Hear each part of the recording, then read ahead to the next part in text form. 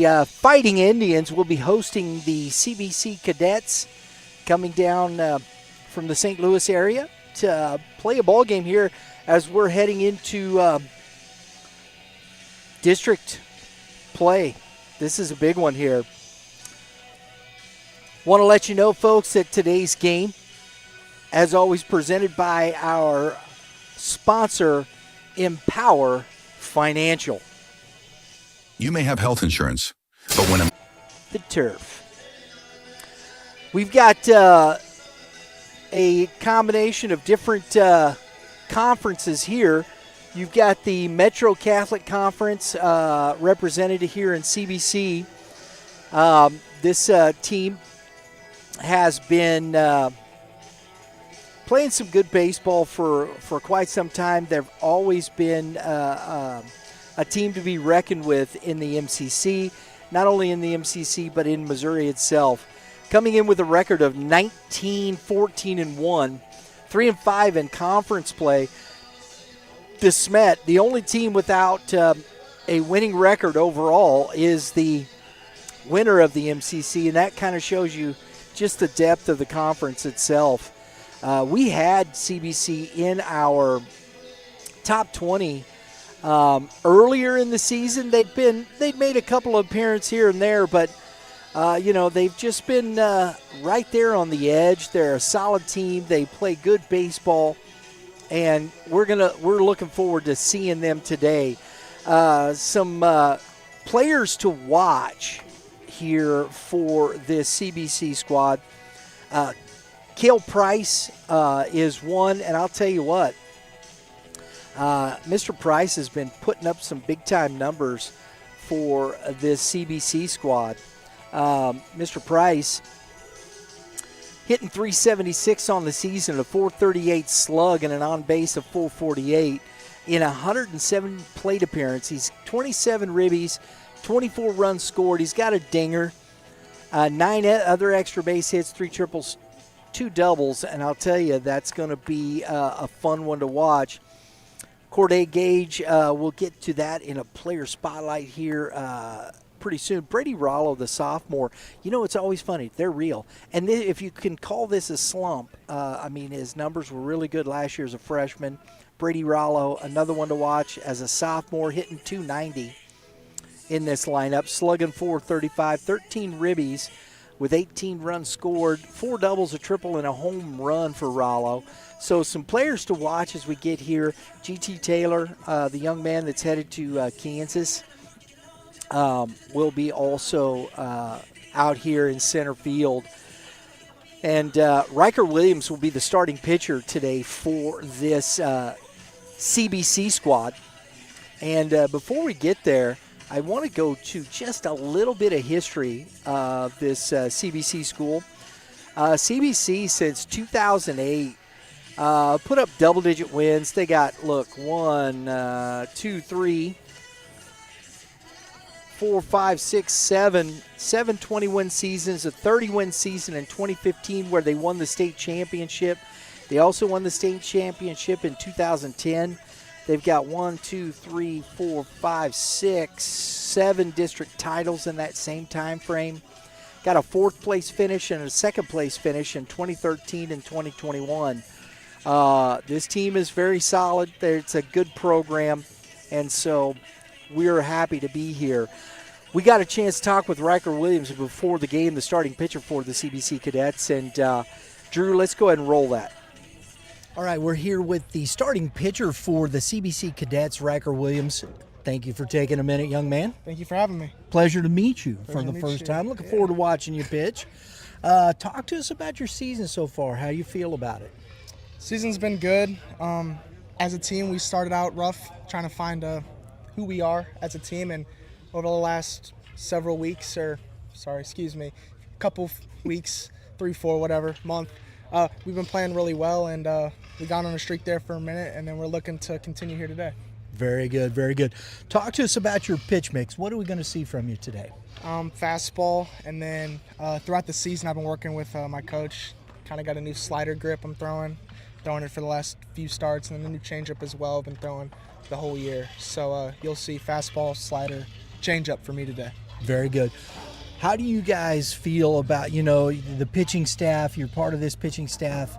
You've had your ups and downs throughout it. How do you feel like you guys are coming together at district time? We're good. We've got our guys who can start, but the biggest thing for us was finding our bullpen pieces throughout the season, and I think we've done a really good job of that from the beginning of the season to now, rolling into districts. So that'll be good for us. Very good, young man. Looking forward to watching you. Thank you. Thank you. Appreciate you taking the time. Thank you. Appreciate Mr. Williams, and I appreciate Coach Brown allowing us to chat it up with his pitcher today. And we got a chance to catch up. First time we have got a chance to meet Coach Brown here, and it was in a setting like this. And we got a chance to talk to him about his squad, the C.B.C. squad. So, hey, Drew, let's go ahead and roll that. All right, folks, we're here with the head coach of the C.B.C. Cadets, Scott Brown. Coach, thanks for taking a minute. Not a problem. We're happy you're here today. Absolutely. Looking forward to it. First time we've seen you. We follow C.B.C. quite like all the other teams.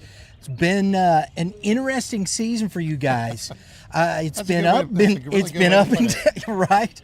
And because you're very senior heavy, but watching from afar, just the pitching has been here and there. Your offense has been good. Here's the thing with this year is we are just very senior heavy, and we had a lot of seniors that really hadn't had a lot of experience in the varsity level. So trying to get them to figure out what it's all about at this level was interesting at the very beginning. We lost a lot of really close ball games at the beginning. If you look at our schedule, yes, you did. We lost the opening game 1-0. We lost a game to Fort Zumwalt West where we were up 5-1, 6-1 going into the 6th inning and lost it in 10 innings. We lost another one down in Briarcrest in Memphis. We lost 2-1 in 9 innings. We lost 3-1 to Howell North. I mean, we lost a lot of really close games, and a lot of things with the seniors is they was trying to figure out how to actually win ball games. And really, our pitching has not been bad. There's been a couple games where we've had some self-explosions, I guess would be the best way to put it. But really, the thing that we needed to figure out was our defense, and that was the thing that as we started getting better defensively is when we really start turning the corner as a team. Hitting has been pretty good for the most part. There's been games where we've struggled a little bit against good pitching, but I think the biggest thing for our season was just really getting our defensive short up. Our outfield is outstanding. The infield is where we really were struggling, but it's better now. There you go. And honestly, Coach, isn't that the way you want it? You're heading into districts. We're coming up to it.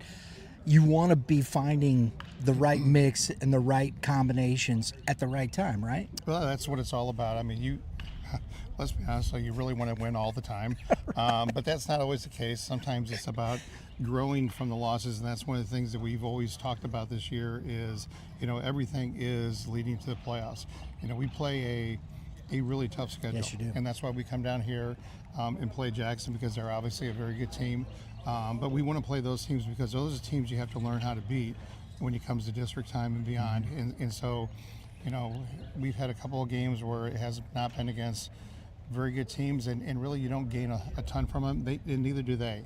So it's all about learning how to win ball games. And again, that's what they've been learning how to do a little bit. Looking forward to seeing the boys play today. And, Coach, first time to get to meet you. It's a pleasure. Nice meeting you as well, too. Thank you very much for your time. You're welcome. All right, folks, I love this. If you can, hopefully I can stand up and you can see me. I don't know if you'll be able to or not, Drew, but I'm over at the camera. I don't know.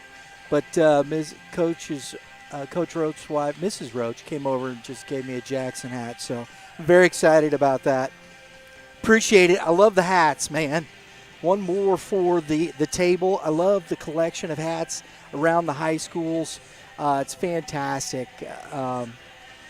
That's a cool one too. I love the J with the birds.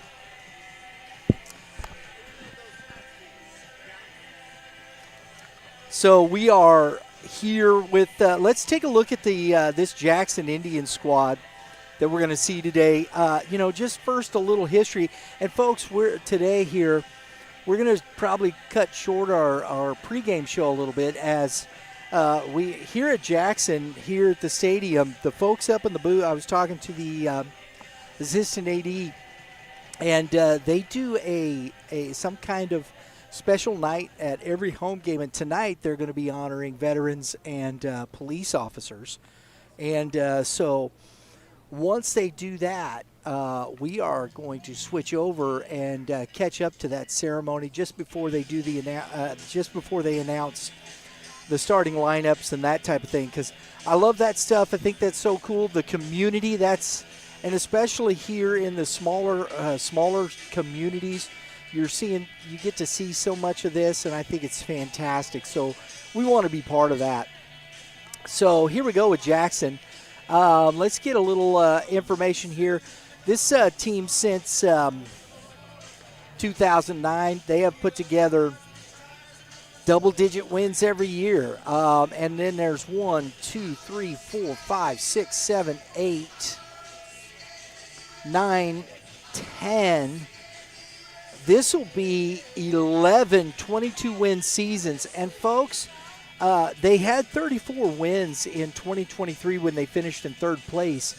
And since 2015, they have had 1, 2, 3, 4, 5, 6, 7, 8, 9, 10. This is the 11th year in a row that the Jackson Indians, the Fighting Indians, have put up 20 wins plus in a season. That is impressive, folks. And in that time frame, since 2015, they've won 1, 2, 3, 4, 5 district titles. They won a district title in 2010 with the third place finish. And I know this group, they'd like nothing less than to get back to that Final Four and see if they could do better. I think they're in the toughest district in the state. No offense to District 8. I think it's tough, but I think up and down the amount of teams in District 1, just quality teams overall, like 1 through 7, you're going to have trouble. You're going to face an arm. You're going to be having to deal with some really good baseball teams. So let's get into this.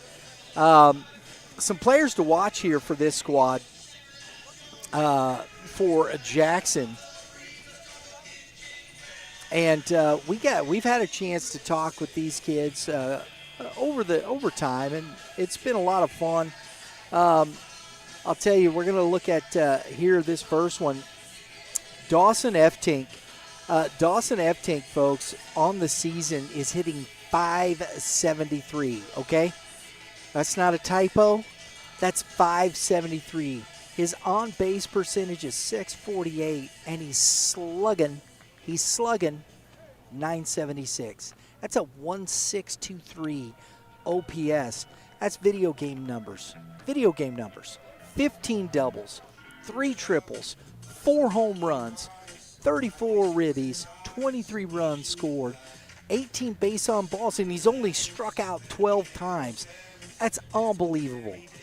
Dawson F-Tink, I'm looking forward to watching this kid play today. That's going to be interesting. Adler Flynn, the shortstop, we're going to get to see him. Grant Brown, we're going to get to see Grant Brown in the field today. He's also having a good season. Adler Flynn at shortstop, he's hitting .500, an on-base percentage of .589, and a .636 slug with 6 doubles, 2 home runs, 22 ribbies, and 43 runs scored. And we're going to see him at the top of the order for this squad. We've got C.B.C. taking the field here to do their infield and outfield as we continue with our pregame show. That's just a few names here with this Jackson squad. And in the starting lineup today, too, you're going to see quite a few of these kids. Matt Carter, Nolan Roach, he's DHing today for his, and he playing for his dad. I think those are cool things when you start seeing that.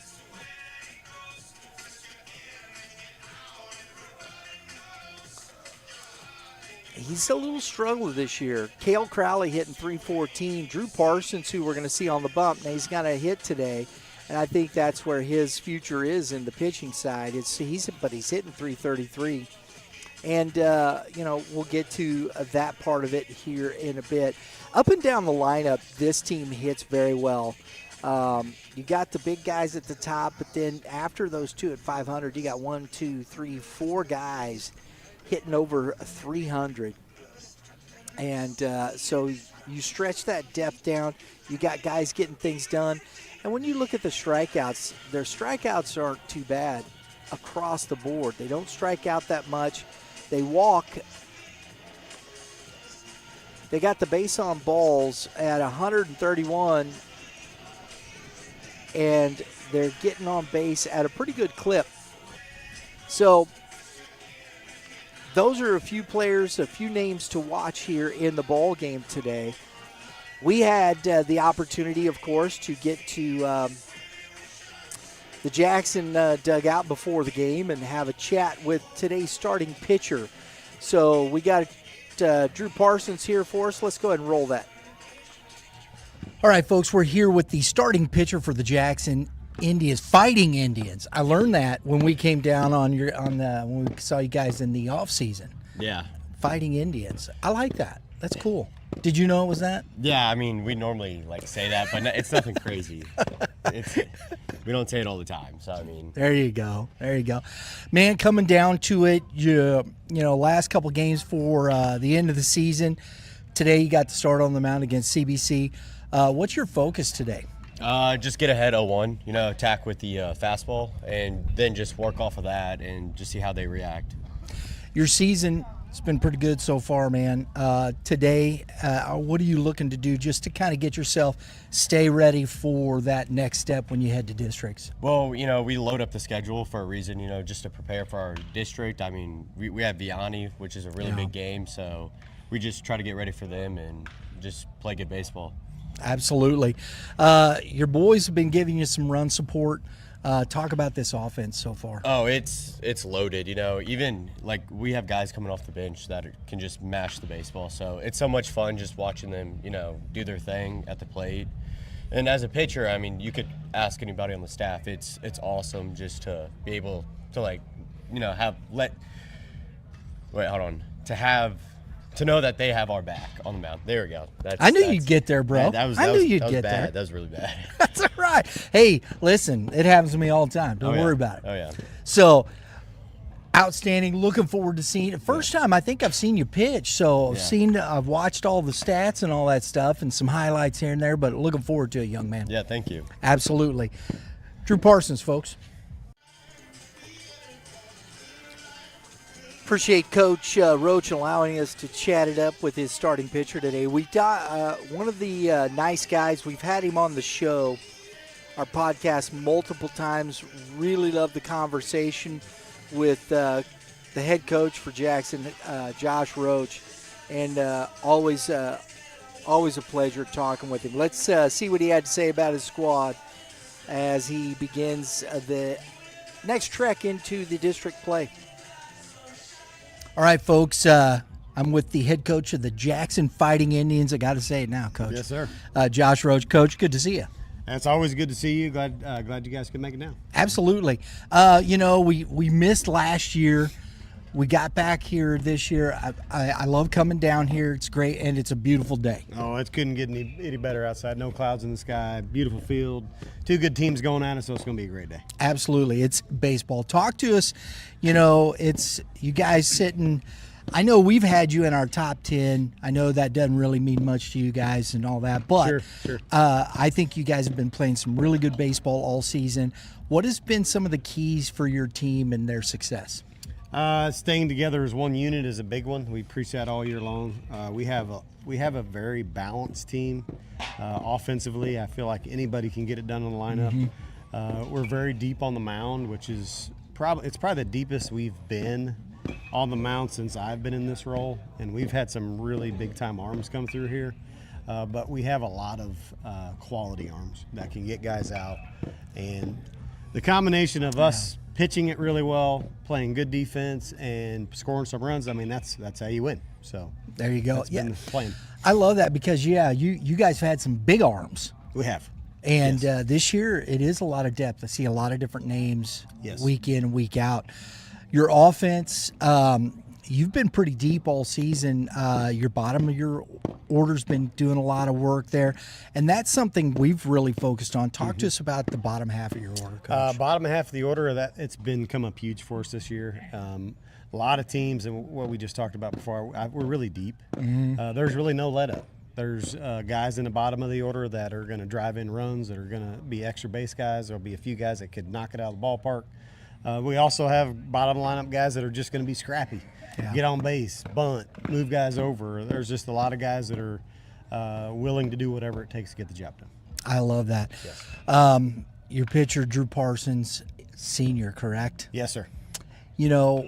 You've had a lot of guys come through. This young man has been pretty good for you this year. Yes, he has. As a senior, when you start to see these young men as they continue to move on, how special is that for you? Oh, it's incredibly special to see the hard work and the dedication and the frustration and the adversity and all of the things coming together, because baseball's a difficult game and it'll humble you so quickly.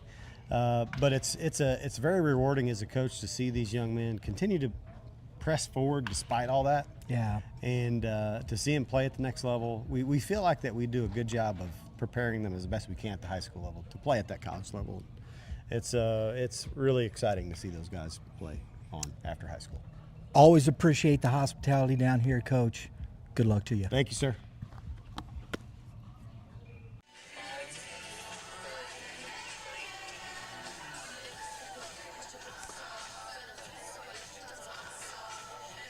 Appreciate Coach Roach taking the time to chat it up with us as we're finishing up the infield and outfield.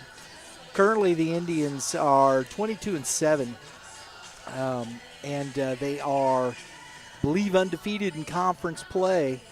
And we're going to step aside here, as here at Jackson they're going to recognize first responders, active military, veterans, and police officers. We saw them all there over here. So we're going to step aside and let the public address announcer go. Drew? Take a moment to recognize the brave men and women who serve our communities and country. To all active military members, veterans, police officers, firefighters, EMS personnel, dispatchers, and first responders, thank you for all your courage, sacrifice, and dedication. Your courage does not go unnoticed and inspires us both on and off the field. We proudly honor and recognize your commitment this afternoon. Please join us in giving these heroes a well-deserved round of applause. Thank you again from Jackson Baseball.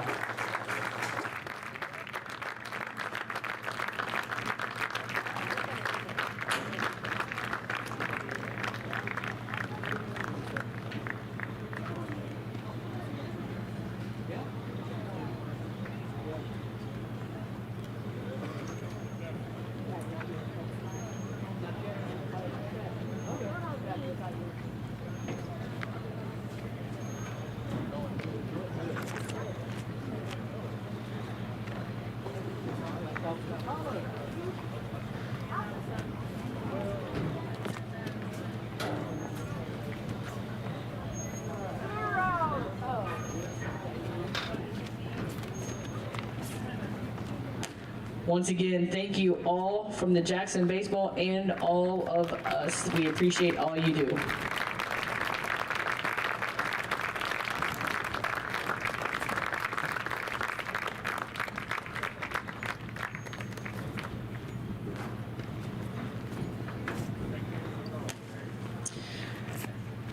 Right, the starting line. Number 25 on left field, K.O. Price. At second base, number 2, Ryan Mueller. Number 12, right fielder, Corday Gage. Number 8, third baseman, Patrick Effer. Number 3, first baseman, Brady Rallo. 31, center fielder, G.T. Taylor. Number 19, shortstop Tyler Pricker. Number 1, catcher Mason Saban. Number 15, DH Brad Soothers. And pitching, number 22, Riker Williams.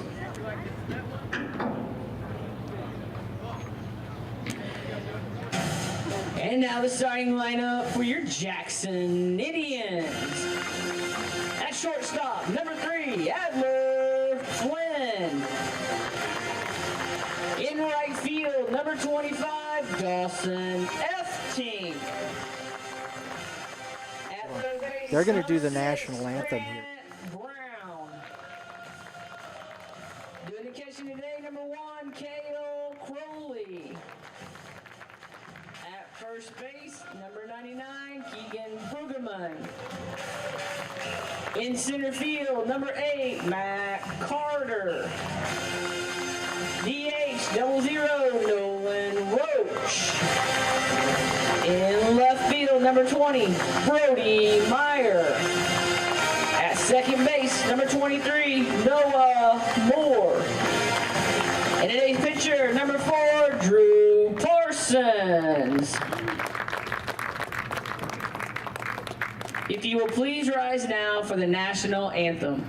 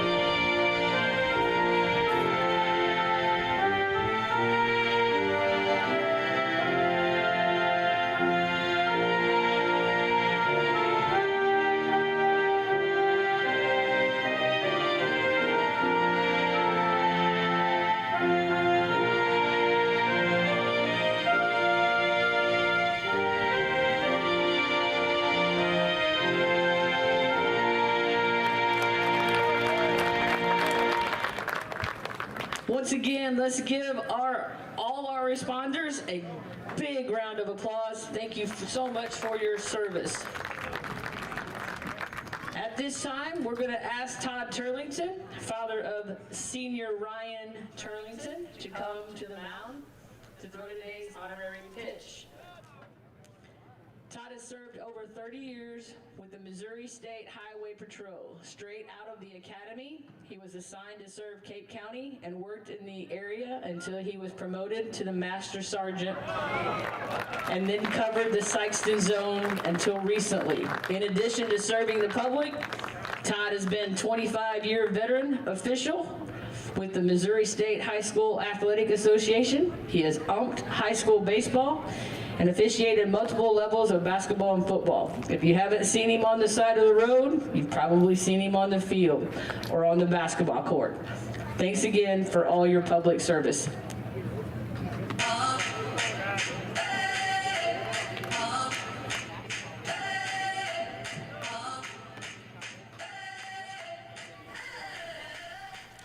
We're going to get ground rules before we get started here. And that was pretty cool. I love the ceremony. I love how that worked. And then they got to throw out the first pitch to his son there on the mound. That was killer. I'll tell you what, every time we've come down here, it's some class stuff here with this Jackson community. It's a lot of fun. I really enjoy it and what they do. Here to support the community, to recognize the people in the community. That's a cool thing. So we're going to get to the starting lineups here in just a moment. But hey, you know what? Youth Baseball Midwest, if you're watching, the most comprehensive youth baseball coverage in the Midwest. And want to welcome you to the ball game here, presented by Empower Financial. Look, we got a subscriber contest going. We're giving away some Shohei Ohtani cards. If you're watching the game and you so choose, you want to subscribe to the channel, you like what you see, please do so. We got great stuff coming up. We got all kinds of podcasts, exclusive content with our membership here in the clubhouse.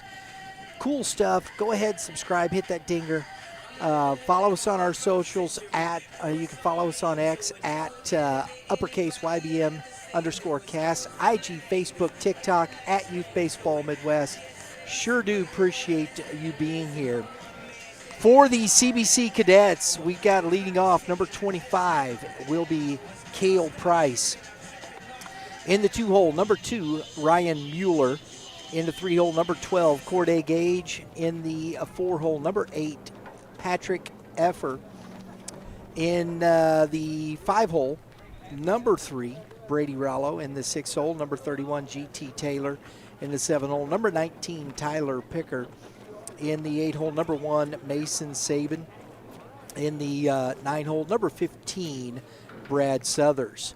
He'll be the DH for the pitcher today. Defensively for this Jackson squad, on the bump, Drew Parsons, his battery mate, will be Cale Crowley. At first base, we are going to see Keegan Brueggemann. And at second base, Noah Moore. At third base is Grant Brown. At shortstop, Adler Flynn. In center field, we have Matt Carter. In right field, Brody Meyer. And in left field, we have in right field Dawson Eftink, and in left field will be Brody Meyer. All right. Here we go.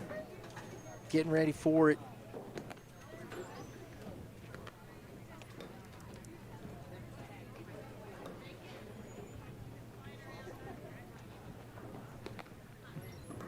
And first pitch coming up here shortly. Blue's he's getting a few extra in here. And that's away from him.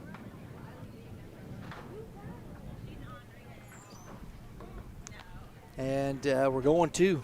Here we go.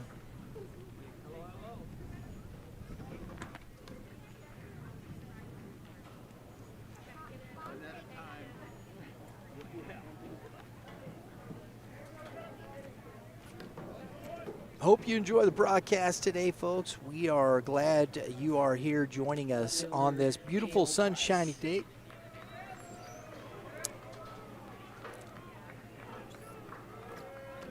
As we talked about here, Cale Price in this leadoff spot, getting on base at a 448 clip, and he looks at ball 1. From the left side, we saw this young man at the prep baseball event, and I think we saw him at a couple others.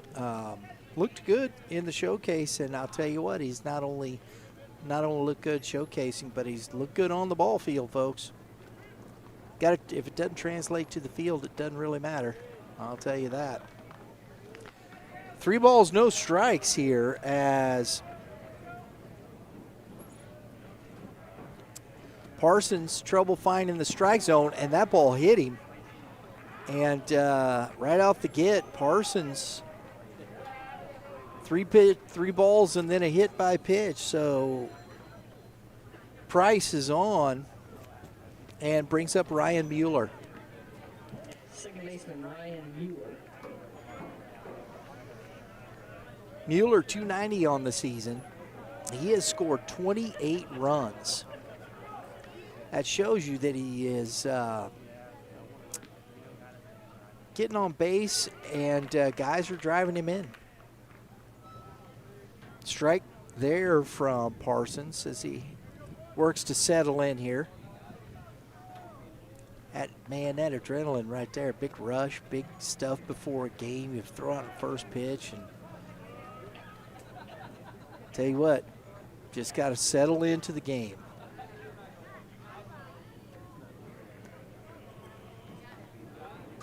Indians in the black pinstripes.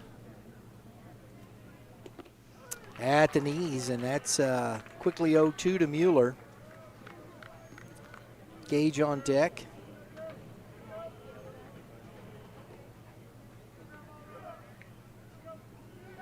Throw over, he's back in time. Brueggemann, big kid at first base, that's a big target.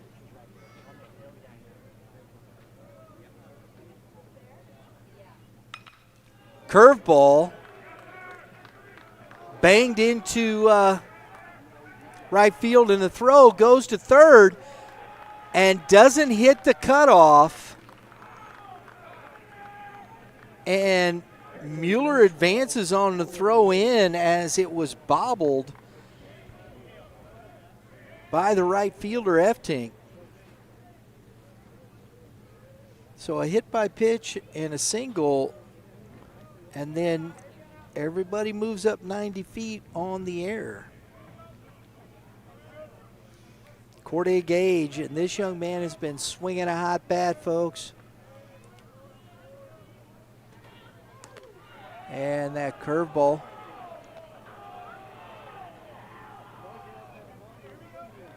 Up around his noggin.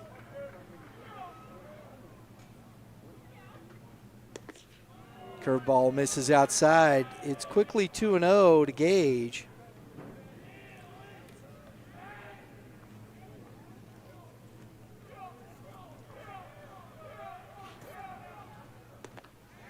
It's a good fastball, boy. That had the mustard on the hot dog and blew it right past him.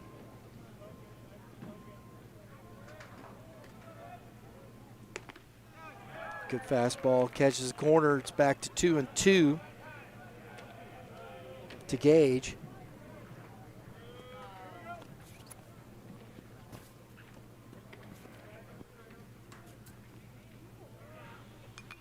That's fouled back into the fence, hangs right in. Parsons with a serious fastball here, folks. Starting to, in this at bat against Gage, he's locating it much better. And there's the curveball, and that's into center field, deep enough. Both runners are going to advance. And there you go. Nice job by Gage. That's good baseball right there, manufacturing a run. Sack fly, and the Cadets are up 1-0 here in the top of the first inning.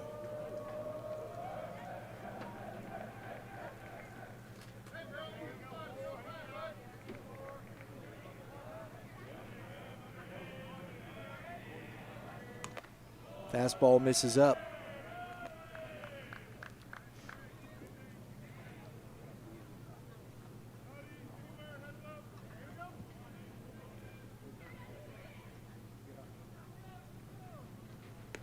At the knees, and that's 1-1 strike now to Patrick Effer.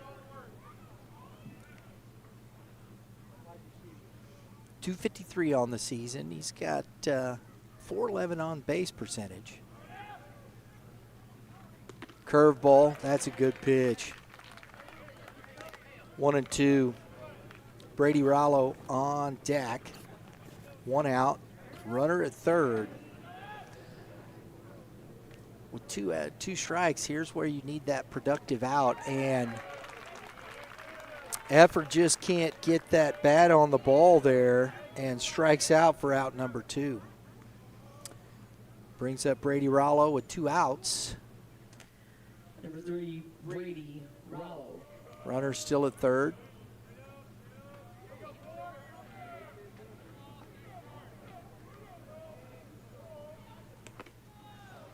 And that is ball 1. Rollo's been one of those kids that's been talked about for quite some time as he was coming up through youth baseball around the St. Louis area. I know Mitch Thomas had talked about it, worked with him some. And, ooh, he's safe back in. That was close. That was close. Good throw down. And he's just been one of those kids that's been on the radar, and he didn't disappoint. Freshman year started, had a good season. He's having a good sophomore season. Maybe not, and maybe a little down from his freshman, but this young man can swing the bat, folks. 2-0 to Rollo. 3-0. Thanks, Drew. I got to talking about Mr. Rollo and forgot where I was. 3 balls and a strike now.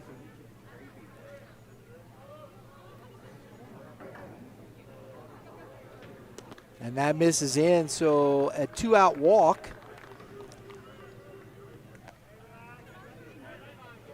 And Parsons throwing a lot of pitches here in this first inning.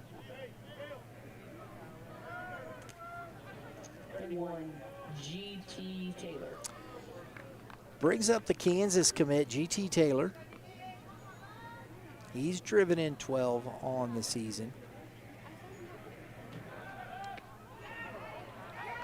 And he is out, didn't slide back in, and the tag applied. That's why you don't mosey back in, and it catches him, and the runner is out. Wow. All right, we head to the bottom of the first inning with the score. Cadets 1, Indians coming up. You may have health insurance, but when a major accident, heart attack, or cancer diagnosis hits, the medical bills are only half the battle. Who's paying for your mortgage, your groceries, or the travel costs for treatment while you can't work? That's where Empower Financial Group comes in. We provide supplemental benefit plans that pay cash directly to you, not the hospital. Whether it's an accident or a serious illness, you need the financial flexibility to focus on recovery and not your bank account. Visit empowerfinancialgroup.net for more details. Today's Youth Baseball Midwest Game of the Week presented by Empower Financial. Go check it out, empowerfinancialgrp.net, empowerfinancialgroup.net. See what they can do for you. All right, let's go. Starting lineups, Jackson Indians leading off. Number 3, Adler Flynn. In the 2-hole, number 25, Dawson Eftink. In the 3-hole, number 6, Grant Brown. In the 4-hole, number 1, Keel Crowley. In the 5-hole, number 99, Keegan Brueggemann. In the 6-hole, number 8, Matt Carter. 7-hole, number 0, Nolan Roach, and I think it was 00. And in the 8-hole, number 20, Brody Meyer. In the 9-hole, number 23, Noah Moore. Defensively for this C.B.C. squad on the bump is Riker Williams. His battery mate will be Mason Saban. At first base, Brady Rollo. At second base, Ryan Mueller. Third base, Patrick Effer. At shortstop, Tyler Picker. And we have in center field is G.T. Taylor, Cale Price in left field, and Corday Gage in right. All right. Adler Flynn getting ready to take his place in the box here. Flynn on the season, as we said, hitting 500. He struck out 29 times. Probably that's pretty high for your leadoff guy, because you're looking at 118 plate appearances, 30 Ks. That's a pretty high percentage. And Williams goes 1-1.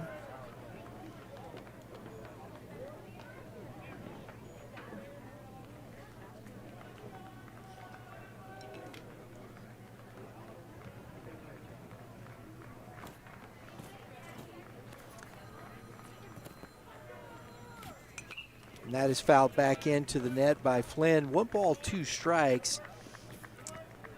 Flynn is a young man that we got to meet when we came down and had a chance on our winter workout tour to talk with Coach Roach, his son here, Adler Flynn.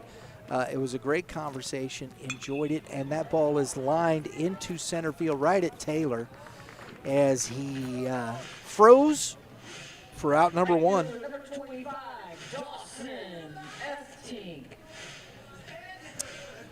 Dawson F. Tink, look, 1-2. These guys are as good as it gets here, folks. What's impressive here, and this is the 105 plate appearance, you have 12 Ks, as F. Tink is just really good at this plate here, and that's ball 1. Everybody up there swinging that those new combats. I don't know how new they are, but they're definitely interesting. Good pitch on the corner. 1 ball, 1 strike. Grant Brown on deck. We got to meet Grant Brown when we were at the, and that is foul out of play. Winter workout tour. We came down and hung out with the the Jackson Tribe, which is the basically the Indians. Not necessarily all Indians, but there was a lot of kids there that play for the Indians, and had a great conversation with those kids. Got to meet some future Indians, got to meet some future players from down here in the southeastern part of the state. Hey, look, man, it's good stuff down here. Scott City, which is not too far from here, 28-1, Class 3 school. And F-Tink on the hands. It's tailing away, but Taylor's under it. That's 2 in a row for Taylor.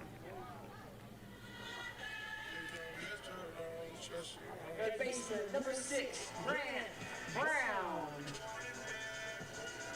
Chaffee, who just got beat by, I think it was their first loss that Chaffee had taken. They were undefeated until then. Class 2, going to be a handful in the state playoffs in Class 2. Valley Catholic down here has always been tough, and that's out of play. Another team down here, Saxony Lutheran, just up the road here. We've got you got Saxony Lutheran. We met a lot of those kids when we were over on the winter workout tour with the Missouri Bulls. And Saxony Lutheran having a really good year. A lot of good baseball down here in southeast Missouri, folks. Cape Central over in Cape Girardeau. That is hammered in the gap, but is going to, oh no, off the wall. Oh my goodness, that was a shot.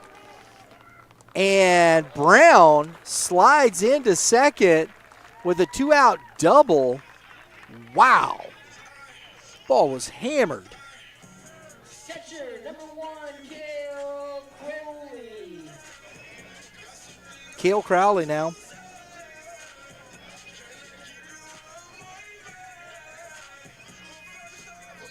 Opportunity for this Tribe team to get on the board as they're down 1-0 here in the bottom of the first.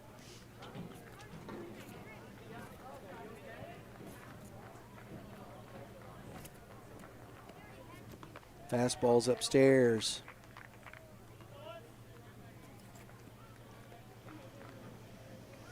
And Jackson, it's quite interesting as they are the only Class 6 school really that's down here. Poplar Bluff over there probably is bigger, but they're Class 5. That misses away, 2-0, and then Cape Central's also a Class 5 school. Festus, who's up the road a bit, they're Class 5. Farmington, Class 5. So kind of Jackson sits here, largest school down in this neck of the woods. 3-0, but yet there is some good quality competition in the other classes.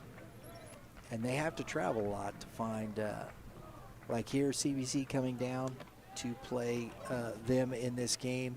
And I know first time we saw Jackson, they went up to C.B.C. to play. 3 balls and a strike, 2 outs. Williams trying to strand that double.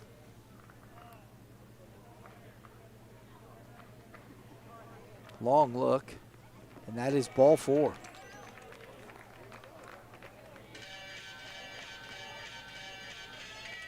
Number 99, first baseman, Ethan Brueggemann. So here's Brueggemann, first baseman. Brueggemann on the season.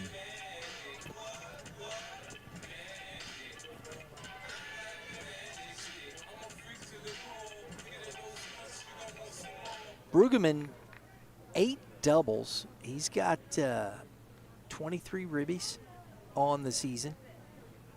Got an opportunity to bang in one here and increase that total. And we've got a courtesy runner, number 22, Drew Thompson, will be running for the catcher, Crowley.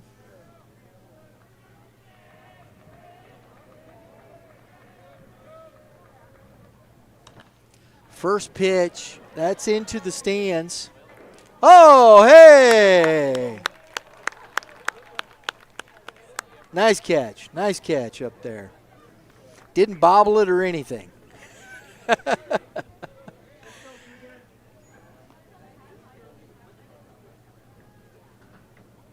It's a good crowd here tonight, folks.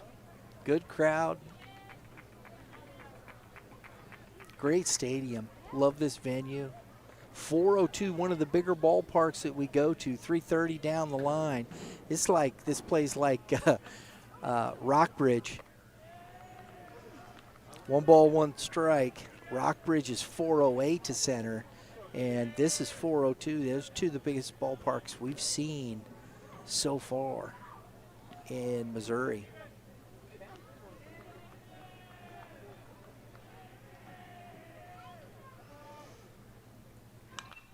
And that is out of play. You hit a home run here, you ain't getting cheated, I'll tell you that. So if you get to, I'd say the power alley's got to be 375.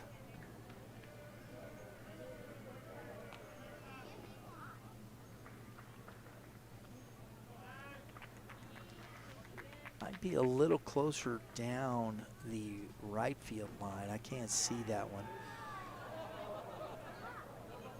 And that should be, unless he stepped off. Did he step off?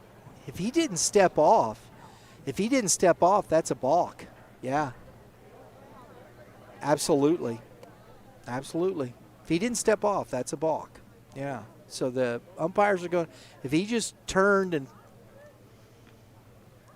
so they must have said he stepped off. I didn't see him step off.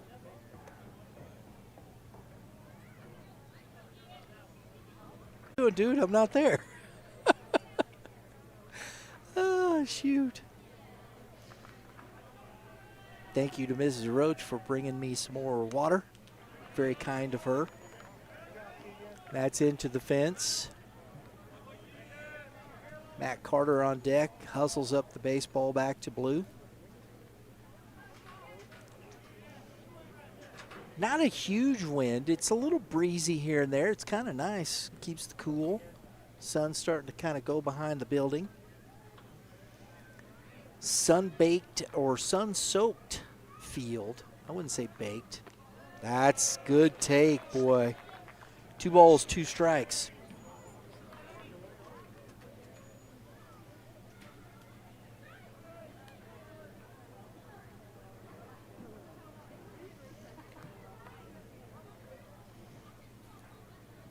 Riker, long look.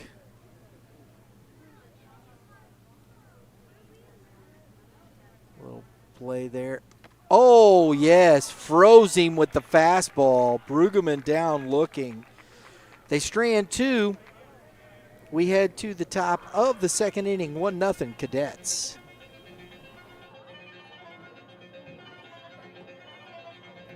You may have health insurance, but when a major accident, heart attack, or cancer diagnosis hits, the medical bills are only half the battle. Who's paying for your mortgage, your groceries, or the travel costs for treatment while you can't work? That's where Empower Financial Group comes in. We provide supplemental benefit plans that pay cash directly to you, not the hospital. Whether it's an accident or a serious illness, you need the financial flexibility to focus on recovery and not your bank account. Visit empowerfinancialgroup.net for more details. Youth Baseball Midwest Game of the Week presented by Empower Financial. Appreciate their support here for this ball game. I'll tell you that was interesting, and I don't know, the Blues look, but I didn't see him step off, so that's a break for C.B.C. right there. Didn't advance the runners, and then Brueggemann watching that pitch. Oof. Today we got our first player spotlight. The starting pitcher, Drew Parsons, for this Jackson Indian squad. Presented by Youth Baseball Midwest. And we're going to get this here for you here real quick. Hang on one second, folks. Okay. 39 innings pitched. He's started 7 games. He is 6-0. 23 hits given up, 17 runs, 13 earned. He's walked 24, struck out 73. He's got a 2.33 ERA with a 1.205 WHIP. And he's left 29 men on base. And an opponent batting average against of 0.173. So that run they got in the first inning off of Drew Parsons was huge. And I love that. So all the foul balls, you see the kids running around, she just hollers out, "That's a popsicle," and they go get the baseball. That's fantastic. So,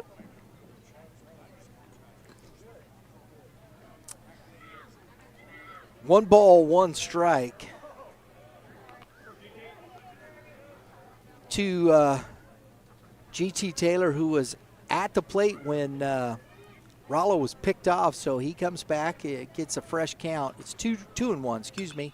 And that is popped up shallow center field. Back on it is the shortstop. Flynn makes the catch for out number 1.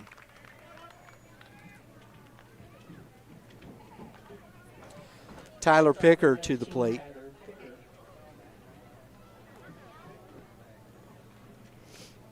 Picker on the season so far, hitting .271, a .363 on base percentage from the left side, and he takes strike 1.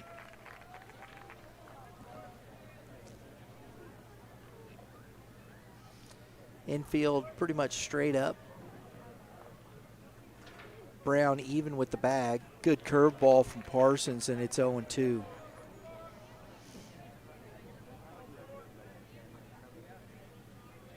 Little modified wind up there for Parsons. Fastball right by him. 3 pitches, 2 outs now. And that is the second strikeout of the day for Parsons, and brings up Mason Sabin, the catcher. Sabin having a solid season, hitting .406. He's down here in the 8 hole, man. That's a pretty good average right there. Take that. Only 1 extra base hit. Gets on base quite a bit at 25% there. 2 balls, no strikes.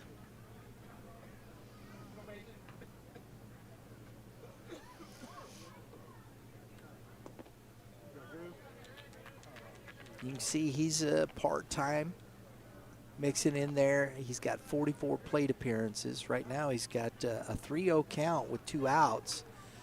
Parsons, big deep breath there, probably not wanting to walk this guy here. And that is ball 4.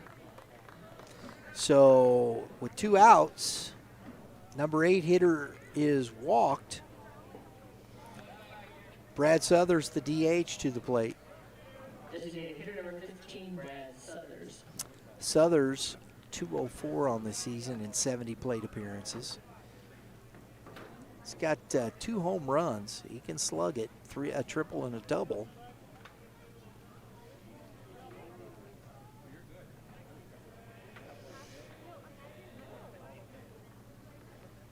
I mean, there's not just a huge amount of home runs on it. I'll tell you what, from days gone past with Nazan Zanatello, Caden Peer, gosh, I know I'm missing guys. 2 to just pop off the top of my head here from C.B.C. Hitting 9, 10, 11, 12. They set a record, I think, that one year for home runs as a school. And far cry right now. Different type hitters. We'll put it that way.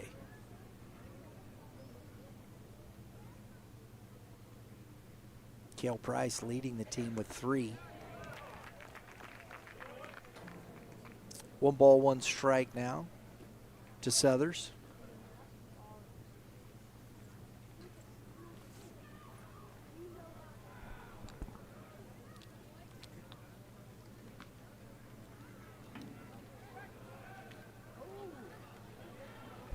Ball's on the ground.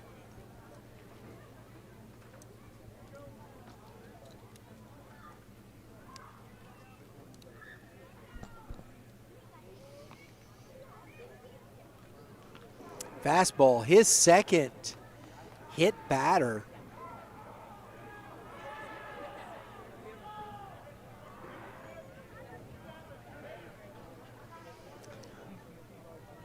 So this is his second walk and his second hit by pitch in the 2 innings. He hit the first batter, who came around, scored the only run, walked Brady Rollo.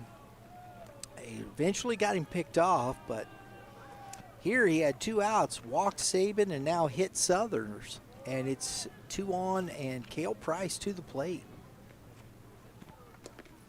And it's ball 1.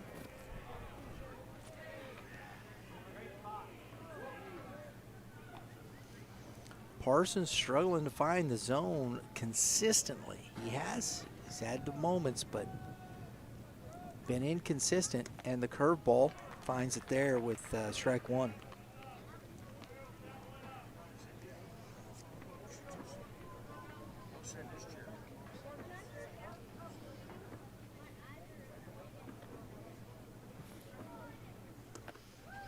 Swing and a miss. 1 ball, 2 strikes now.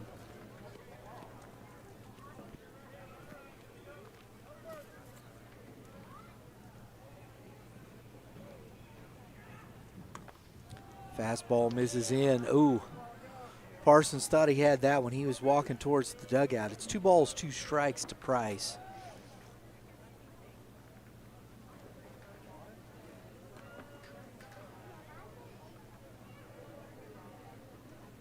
Curveball misses low. 3-2.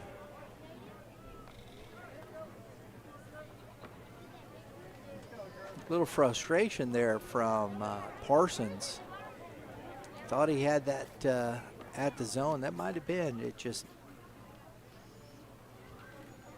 fastball challenges him. Runners were on the move. We'll do it all again. 3-2, 2 outs.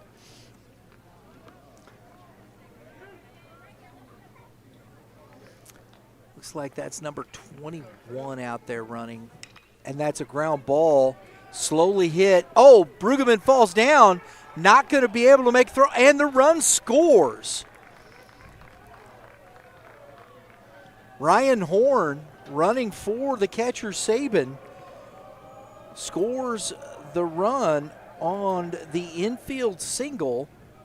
Number 2, second baseman Ryan Mueller. And it is first and second. Southers up to second base. And Ryan Mueller to the plate.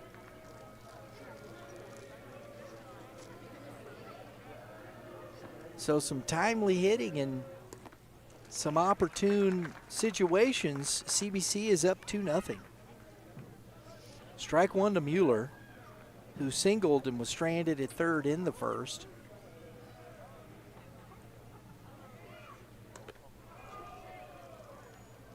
1 ball, 1 strike.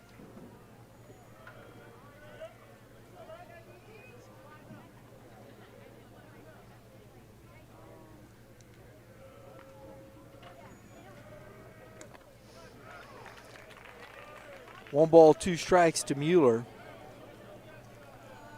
A run in each inning so far. Parsons trying to get out of this.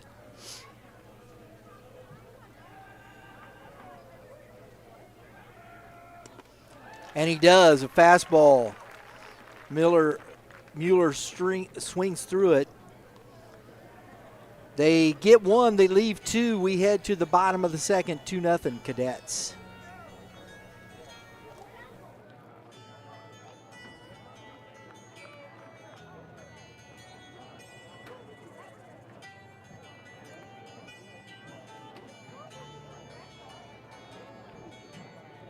Special thank you to Youth Midwest Baseball for broadcasting today. And thank you to our Jackson Baseball Fan Club for all the concessions.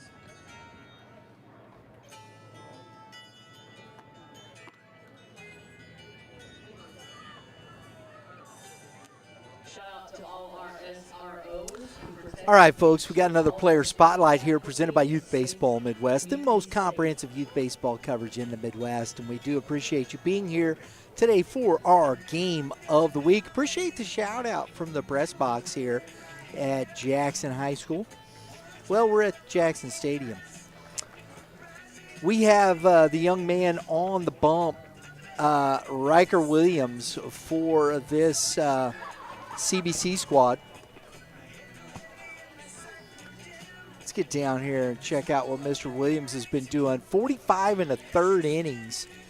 He's 3-3 on the season in 8 starts. 2 complete games he's thrown, a 3.40 ERA, 22 earned runs, 29 overall. And you've got Riker with a with 16 walks, 29 Ks, a 1.35 whip. The opponent batting average a little high at 249. On base at 317, they're only slugging, so he hasn't given up an extra base hit. That's impressive here for our player spotlight. Riker Williams, the pitcher for the Cadets. Oh! The ground ball and the air from the shortstop picker.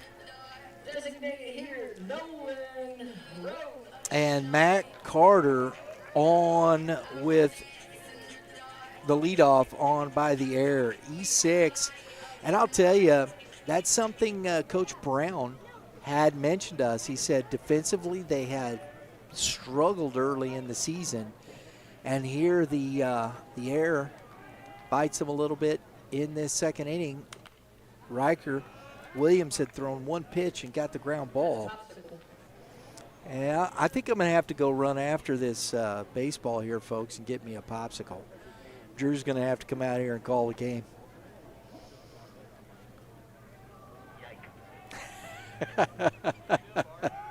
Oh! So Williams, that's the 3rd hit by pitch.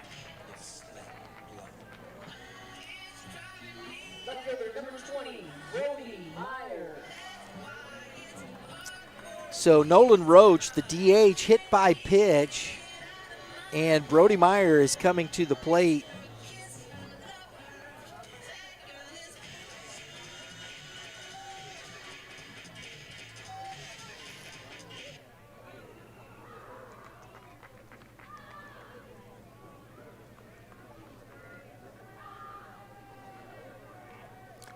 Brody Meyer hitting .250 on the season. He takes ball 1. Got an opportunity to add to his RBI total, which he has 9 on the season. 4 doubles for this young man. Big spot as they're down 2-0. Squares and bunts and pops it back foul into the net. Good hustle by Saban right to the baseball. 1 ball, 1 strike. Coach Roach working to play a little small ball here at the bottom of the order. Let's see if he keeps it on or if he swings it away here.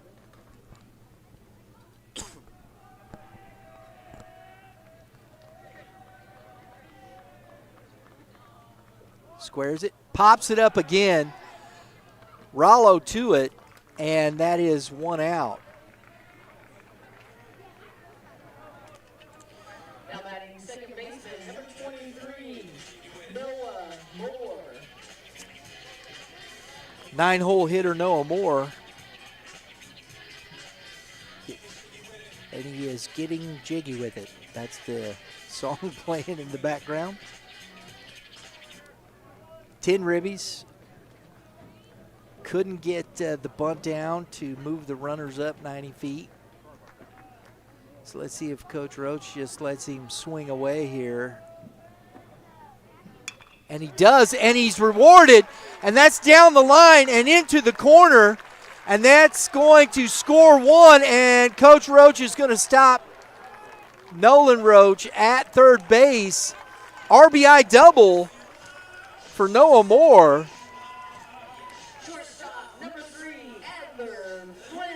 Gets the Indians on the board here in the bottom of the second inning. As Matt Carter scores and Roach is at third base, and now you're back to the top of the order, Adler Flynn. So let's see what Williams has. It's a big spot with the top of the order up here. Flynn doing serious damage. Takes ball 1.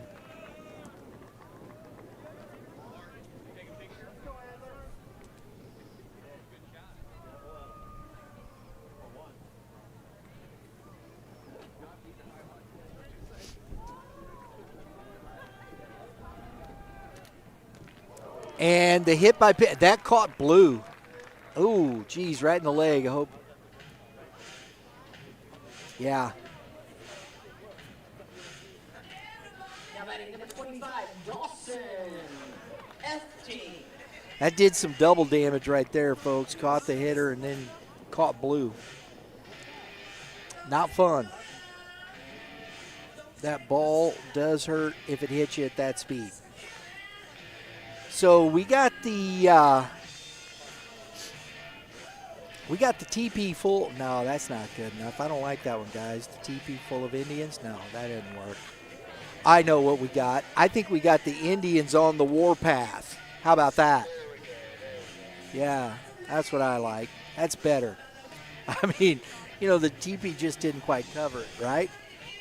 So we always, folks, if you haven't heard us before, we always try and come up with some quirky sayings for when the bases are loaded for each team that kind of fits their mascot and whatnot. And TP didn't just quite cover it, did it, Drew? Oh, mercy. But the Indians are on the warpath here, bases full of them. And we got quick visit. Blues coming out to break it up here. Riker Williams. All right, let's see if it has it here. F-Tank, this young man, like we've talked about, 573 on the year. He's got 4 bombs, 3 triples, and 15 doubles. This guy's an extra base machine. Slugging 976. Good golly, Miss Molly. And that is ball 1. I mean, you got nowhere to put him. So how do you pitch to this guy? Carefully. And you hope he gets himself out. Fastball on the outside corner, 1 ball, 1 strike.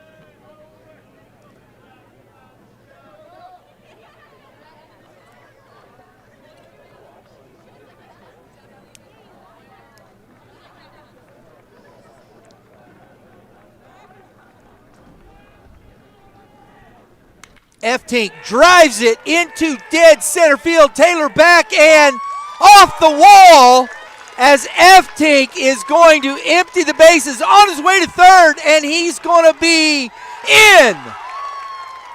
A 3 RBI triple for Dawson F-Tink as he crushes the baseball off the wall at dead center. What a shot. Oh my goodness.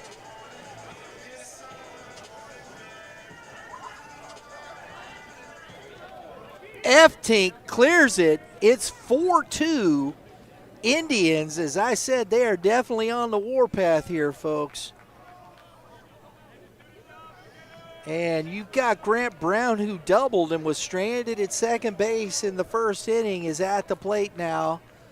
Still just one out. Wow.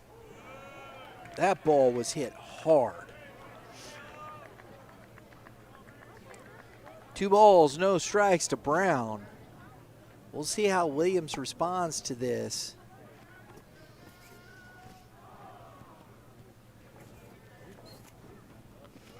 And that's in the dirt. Nice job by Saban just keeping that ball in front. And it's 3-0.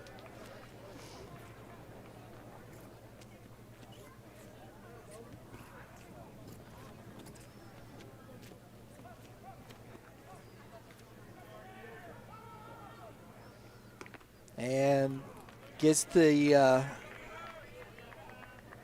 strike one on a 3-0 count. Brown taken all the way.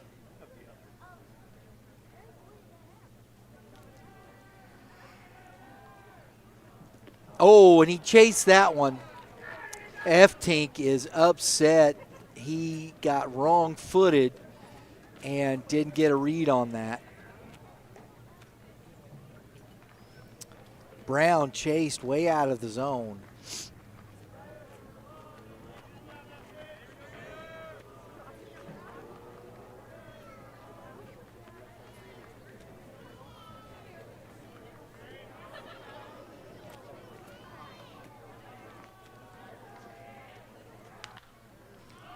Pops it up. Is it going to stay fair for Rollo? And it's going to be out of play. Got to go. Drew, maybe you need to go get a popsicle, bro. Somebody get a popsicle. We'll get a baseball back up there and get a popsicle. We'll get a blue one. Yeah, we'll get you a blue one, Drew. Oh, mercy. Love being at the ballpark. Oh, hammered and down in the wall in the corner. And that is a second double here for Grant Brown. This time he gets an RBI from this one, folks. Catcher number 1, Cale Foley. 2 extra base hits for Grant Brown, and the top of the order doing some serious damage.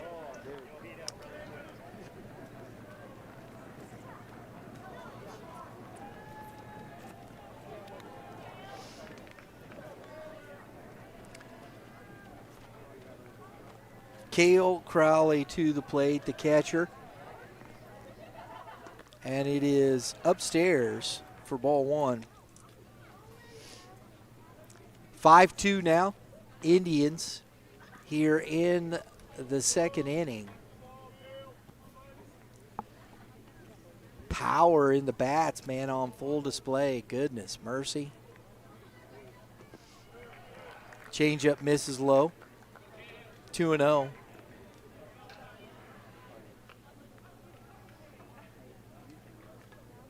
They are chasing. They're hunting a fastball. They've been able to, and I think it's, Williams has not been able to locate his off speed for a strike.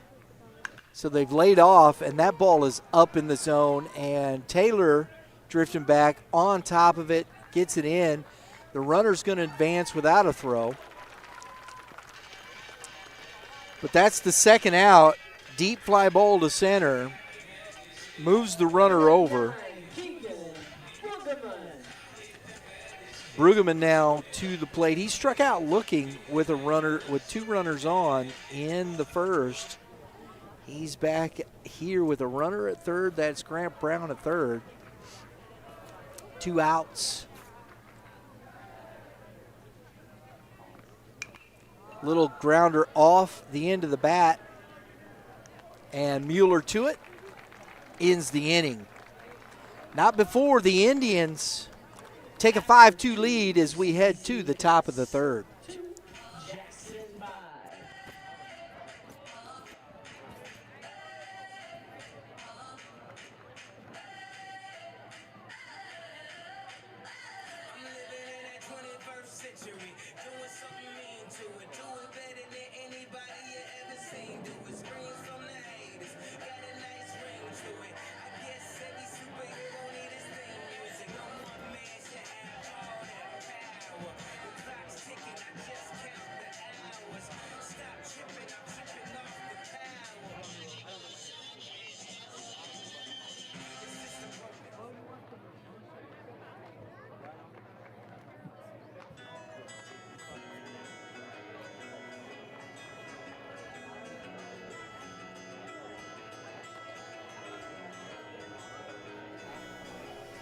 Our player spotlights, folks, presented by Youth Baseball Midwest. You're watching Youth Baseball Midwest because you know we're the most comprehensive youth baseball coverage in the Midwest.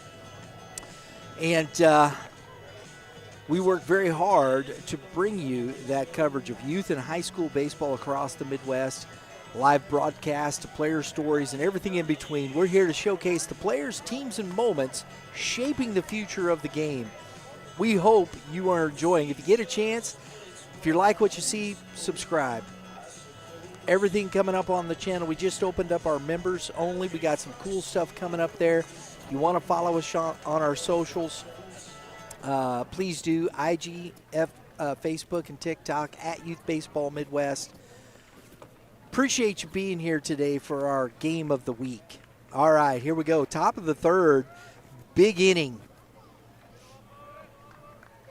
Big inning for this group of Indians. And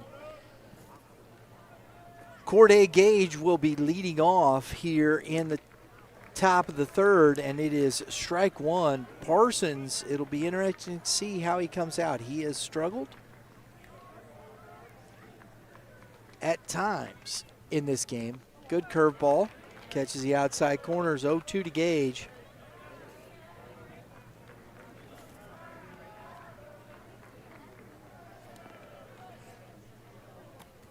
Fastball by him.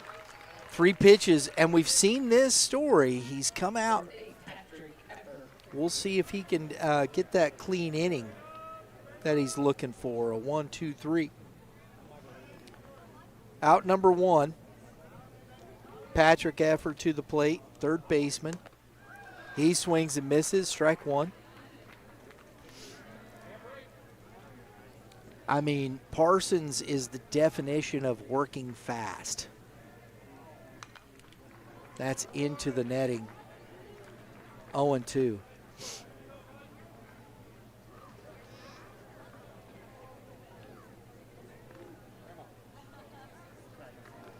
Only thing that slowed him down is Rollo had to go get the foul ball. Ooh, tough take. 1-2.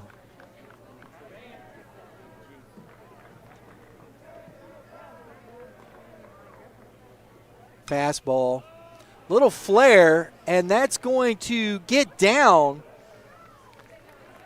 for a 1-out single. Just able to muscle it into the Bermuda Triangle on the line there in right field.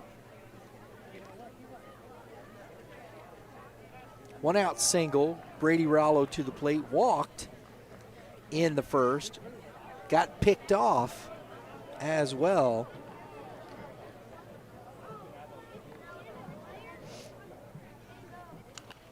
Fouls it back into the net. Strike 1. Seen a lot of left-handed sticks here today from both squads. Interesting.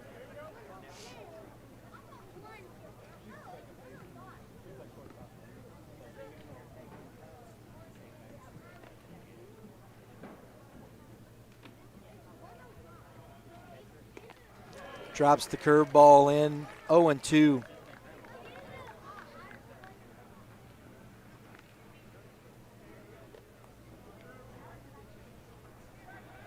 Throw over, he's back in time.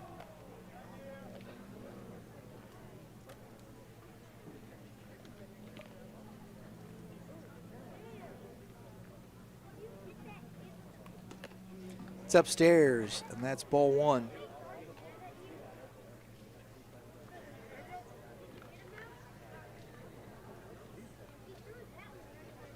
Rollo on the season.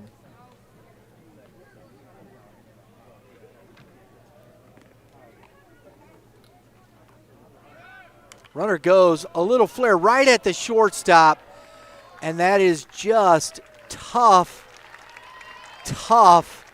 You put the runner in motion, and Rollo fists it to the shortstop. We head to the bottom of the third. 5-2 Indians.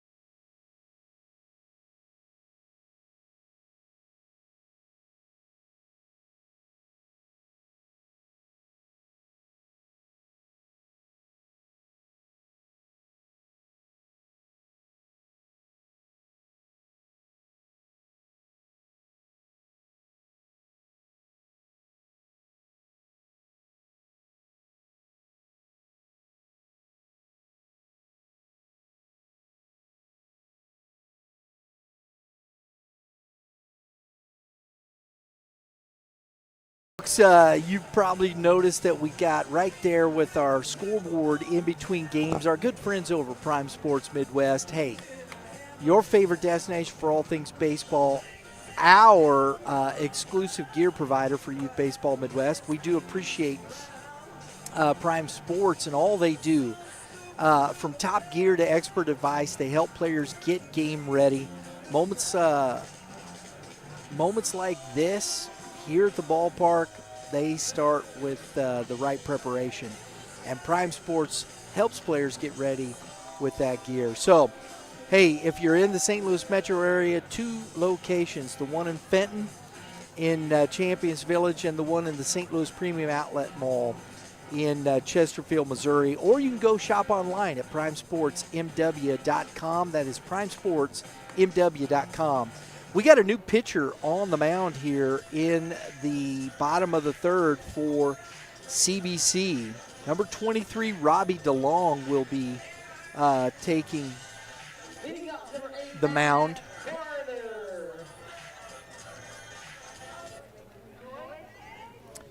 So Robbie DeLong coming in just after two innings. But this doesn't surprise me here, and that's ball one.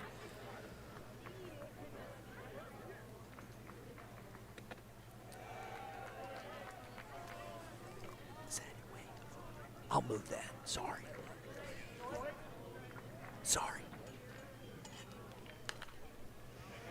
That's foul back out of play. Matt Carter at the plate here in the third, and it is 2 balls and a strike. We were just trying to help some fans around here. Left-hander, Robbie DeLong, he's 1-0. He's got 7 1/3 innings pitched, a 1.91 ERA. And Coach Brown said, we talked a little bit before the swing and a miss, 3-2. We talked before the game, and he said it was going to be that kind of game for them. They're getting ready for districts, trying to get a lot of guys work, and that's fouled out of play. So kind of following his game plan.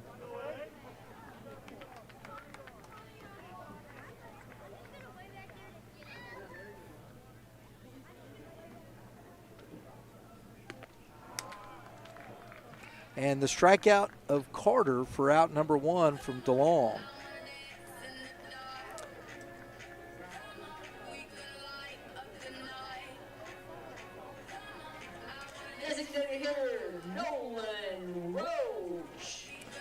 You know what's interesting, folks? Riker Williams, 4 hits. We were looking at his stats. He had not given up an extra base hit. And Nolan Roach to the plate. He swings and fouls the first pitch off. But today's game, 1, 2, 3, 4, all 4 hits that he gave up today were extra base hits. It's just uncanny sometimes how baseball finds you.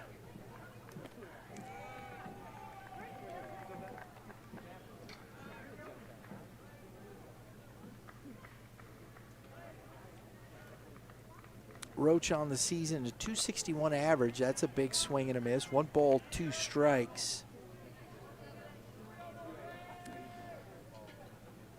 Got a 500 slug. He's got 5 doubles, 2 home runs, 18 RBI, and nice job by Picker over there. Hey, living up to his name right there. That's a nice pick by Picker.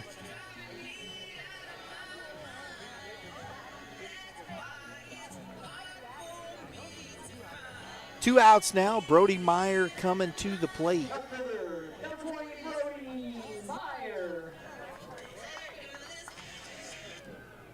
Meyer, 250 on the season, a 361 slug. His on base percentage is good, 429, as he takes ball 1 from Robbie DeLong.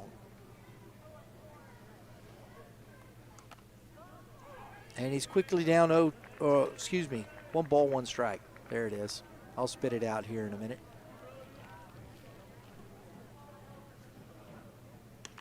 Off the end of as my good buddy Mitch will say, that went into the dugout. Watch your lips. 1 ball, 2 strikes.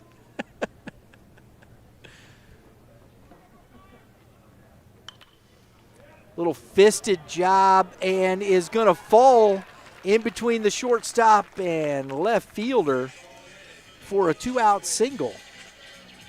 Second baseman, Noah Moore. Hey, there you go, man. Sometimes you need those. That helps the batting average when you get those flares and the ducks and the seeing eye ground balls. Noah Moore, who doubled and scored in the second inning. He's also got an RBI. Here at the bottom of the order, got a chance to extend the inning, and Long over to first. Myers back in easily.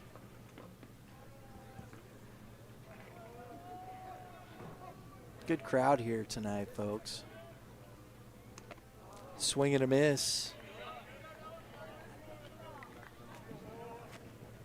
0-1.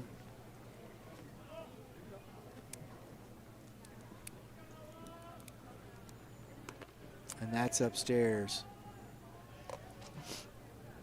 1 ball, 1 strike.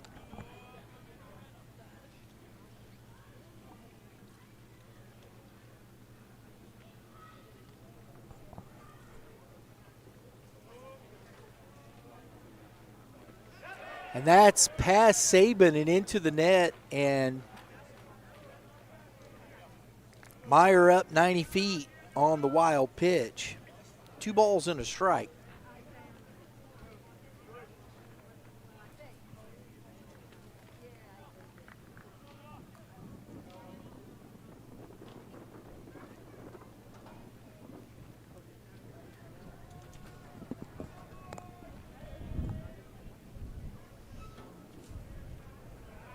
Top of the order in Adler Flynn on deck.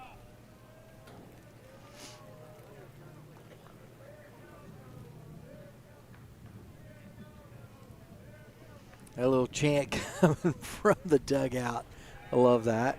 Little old school chant you used to do back in the day when you were kids. Love it.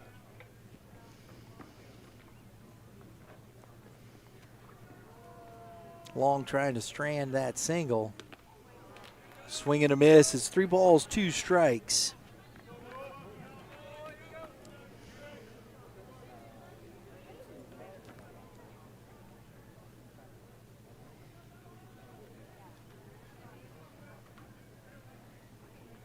Long look from Long. There you go. How about that pun? No pun intended. And that is ball 4.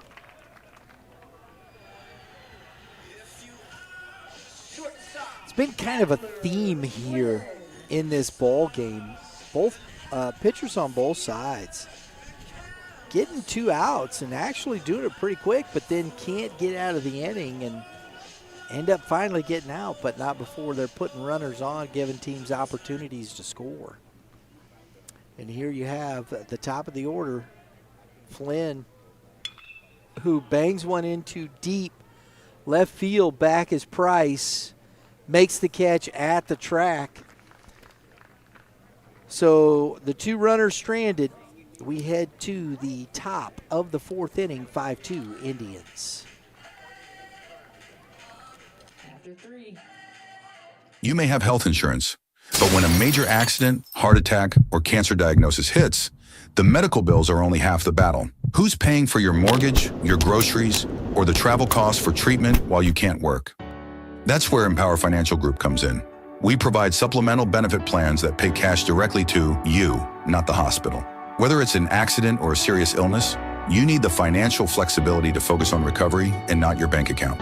Visit empowerfinancialgroup.net for more details. District tournament begins next week. Days, locations, and times will be announced. Say again. To be determined.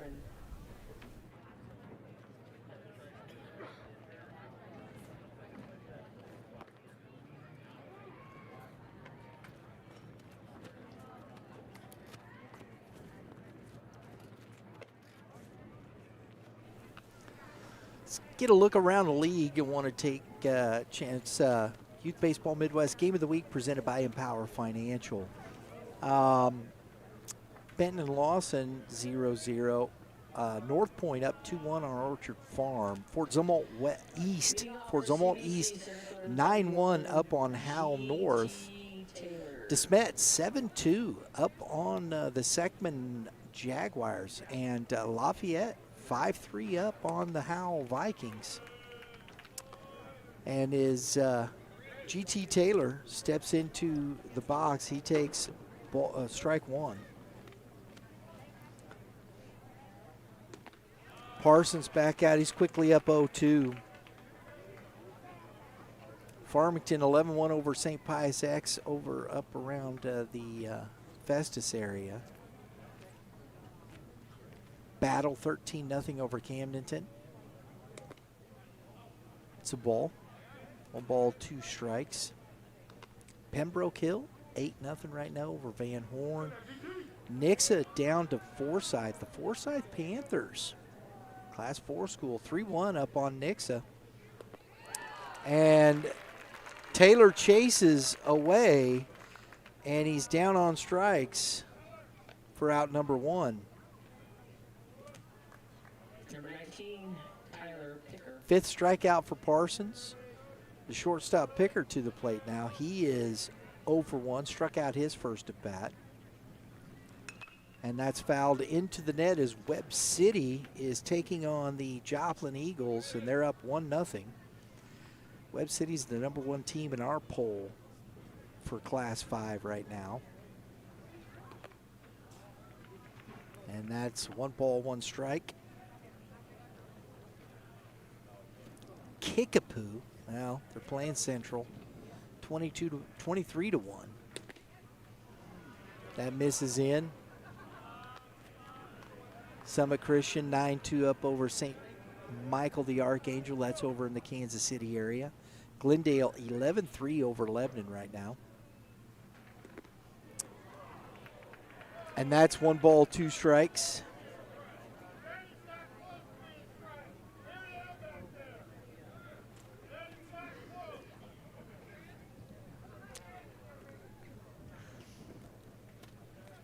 Harrisonville, number 1 team in class, or number 2 team in class 3. The Wildcats 13-1 up on Knob Noster. Goodness mercy. That's just a good, that class 4, excuse me, Harrisonville's class 4. We got Harrisonville behind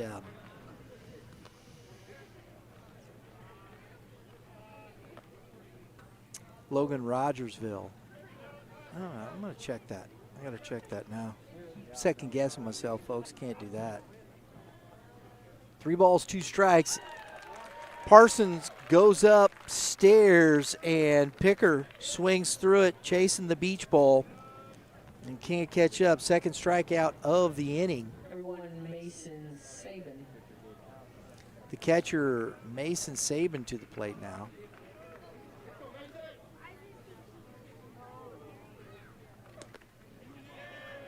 Did he check his swing? No, he did not check his swing. It is strike 1.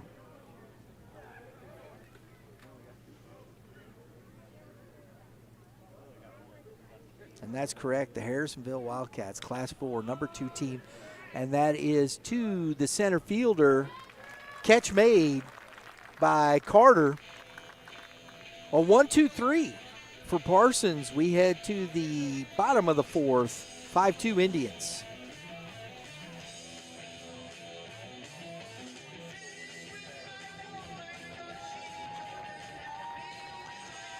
You may have health insurance, but when a major accident, heart attack, or cancer diagnosis hits, the medical bills are only half the battle. Who's paying for your mortgage, your groceries, or the travel costs for treatment while you can't work? That's where Empower Financial Group comes in. We provide supplemental benefit plans that pay cash directly to you, not the hospital. Whether it's an accident or a serious illness, you need the financial flexibility to focus on recovery and not your bank account. Visit empowerfinancialgroup.net for more details. Youth Baseball Midwest Game of the Week presented by Empower Financial, grp.net. Go check it out. See what they can do for you. I'm going to keep going some scores here, Drew.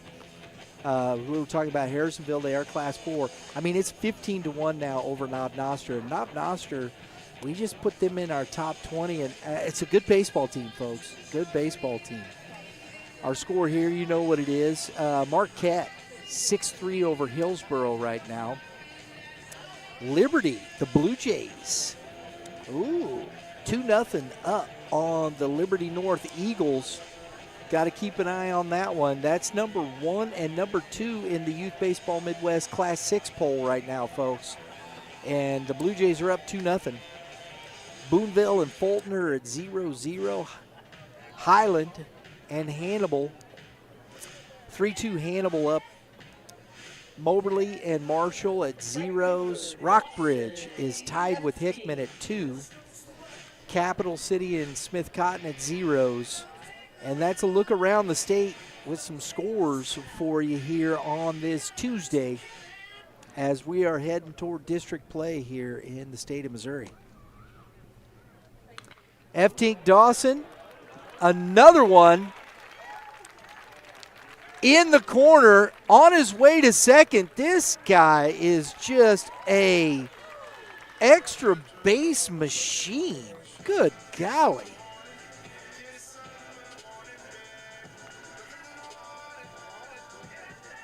That's a double, so he flew out, folks, to center field, then hit a triple, cleared the bases. Now he's got a double. He just keeps adding to the total. Good golly, Miss Molly.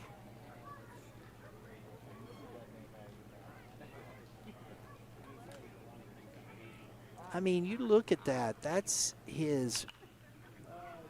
And that ball is popped up, and that's going to get out of play. That's his 16th double on the season, and he's got 4 triples. He's up to 37 RBI. Wow, that's impressive. Those are some good numbers. Grant Brown, who has doubled twice in this game, driven in a run, yet to score, and he takes a strike on the outside corner, and he's quickly down 0-2. Cale Crowley on deck. Boy, this is a tough 1, 2, 3, 4 here that Jackson's got on this squad. My goodness. And that's past Saban. F-Tink moves up 90 feet on the wild pitch.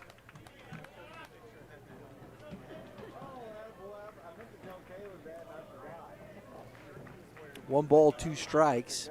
And Saban having a little chat with his pitcher, maybe a little cross up there.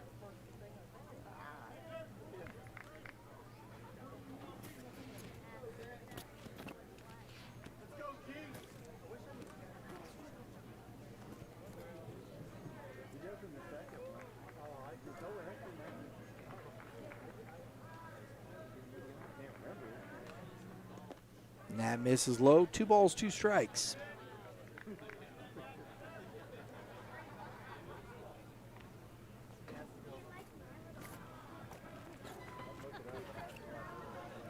Robbie Long on the season. That's full now to Brown.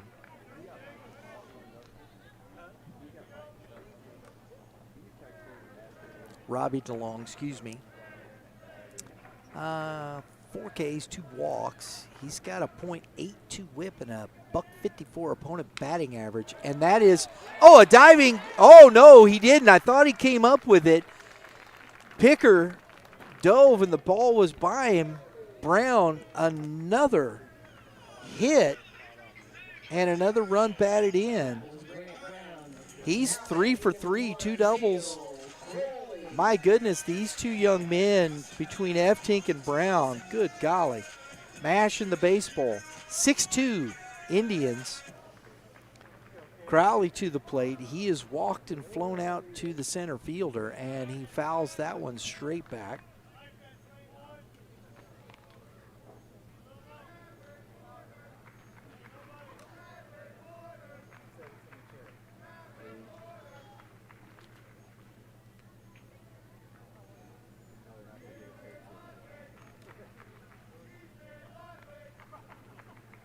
The chants continue from the Indian dugout. It's hilarious, man. Going back to their their youth baseball days. It's kind of cool. I love it. 0-2. And that's away from Saban. Brown takes off, and he's going to be safe. Little late jump, but heck of a job by Brown getting under the tag. The throw was high. And he's able to move up into scoring position here for Crowley. 1 ball, 2 strikes. Saban calls time. Want to make sure he got the signs right.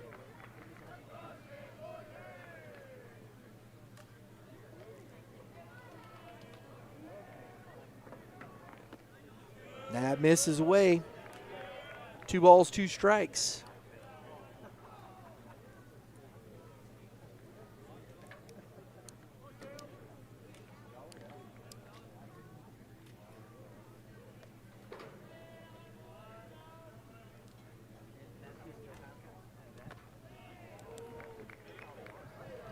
Three and two.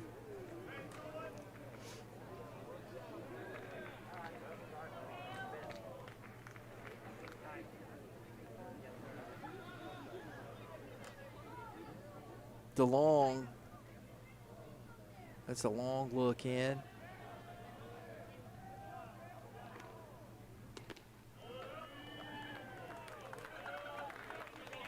Blue says that misses low. And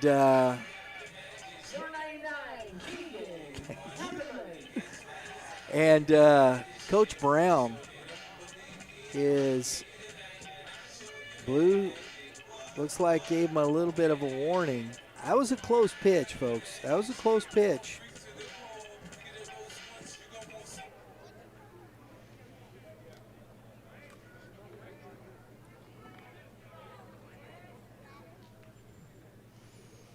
So 1 run's already in. 1 ball, runners at first and second. And Brueggemann to the plate, and he fouls the first pitch off there. Popsicles, man. Did you get a popsicle, buddy?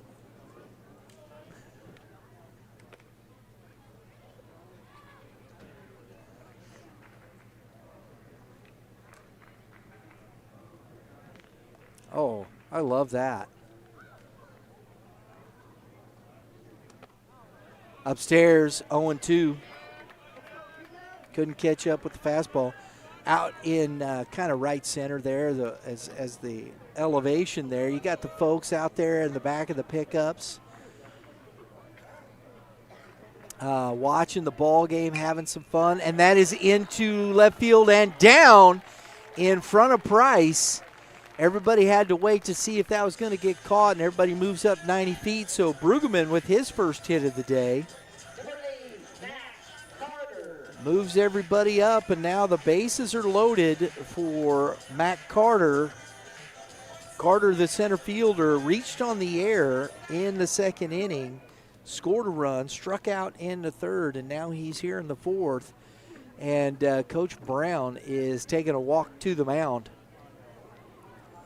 And he's going to take the ball. So we're going to get a new pitcher here for CBC, as DeLong did not record an out here in the fourth.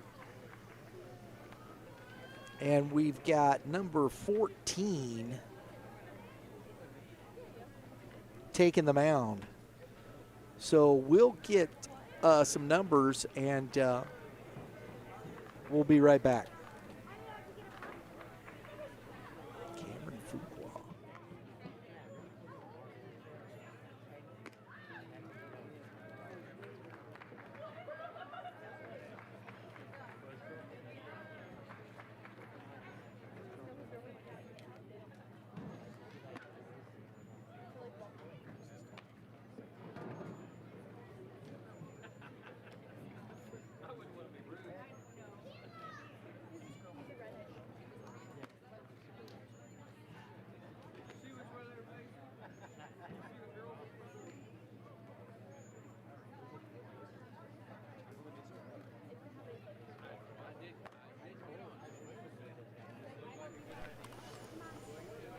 All right, we got Cameron Fuqua taking the mound here for the Cadets. Cameron, he's been around a while. We've seen him pitch before.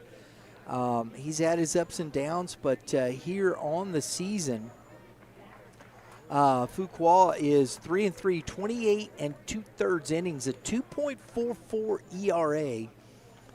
21 total runs. He's got a couple of saves here too, but only 10 earned runs.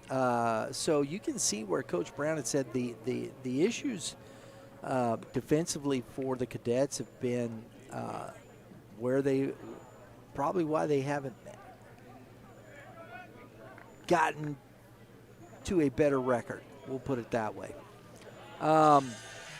Fuqua, a 1.60 whip, a 232 opponent batting average here, as we got a call to the bullpen here in the fourth. So nobody out. He takes over for DeLong with the bases loaded. How about that? Come in. That's a spot. Nobody out, bases loaded. And Matt Carter fouls the first pitch straight back for strike one.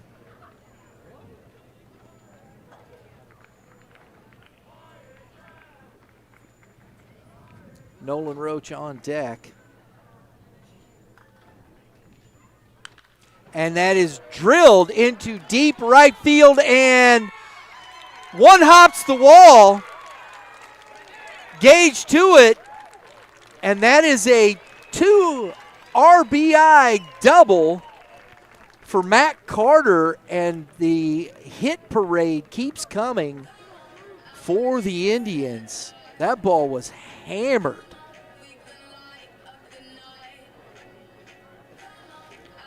I mean, it's extra base hit after extra base hit for this team.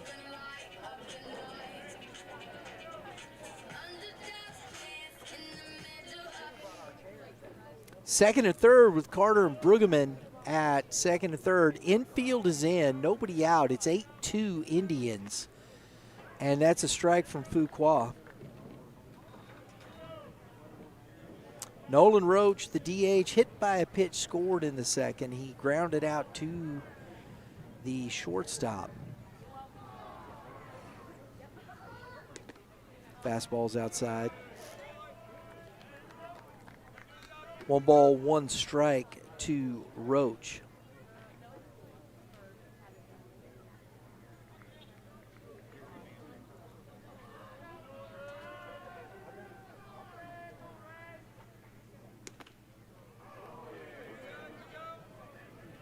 1-2.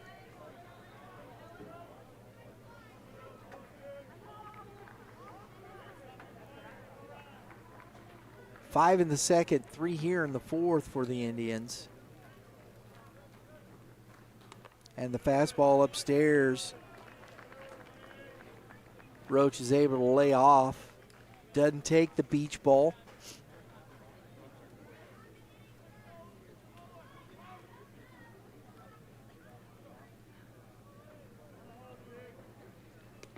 Oh, and he swings and misses on a pitch close.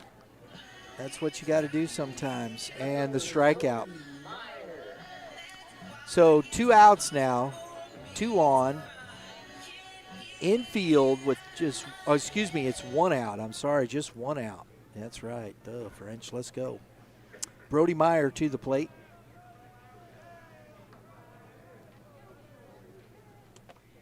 And that is strike 1 to Brody Meyer. Can the bottom of the order here. Moore's got a double. Meyer does have a single back in the third. He was stranded.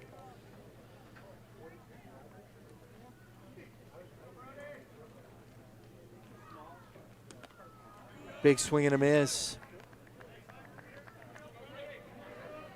He's down 0-2.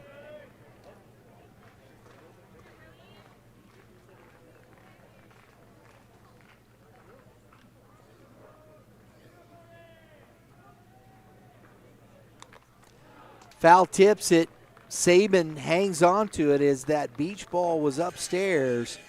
And now it is 2 outs on back-to-back strikeouts from Fuqua. It brings up Noah Moore, who has doubled, knocked in a run, scored a run, and walked. 1 for 1 today. And an opportunity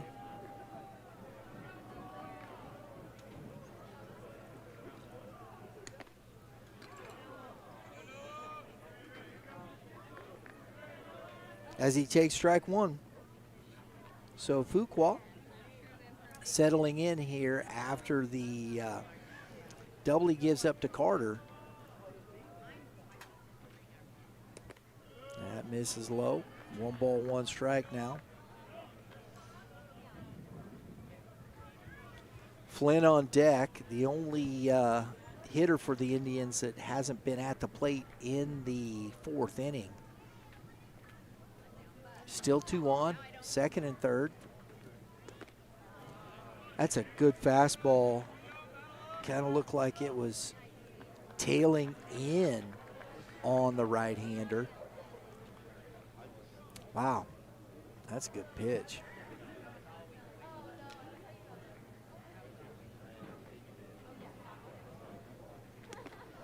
On the outside, Moore is down on strikes, and this one looking. We head to the top of the 5th, 8-2 Indians.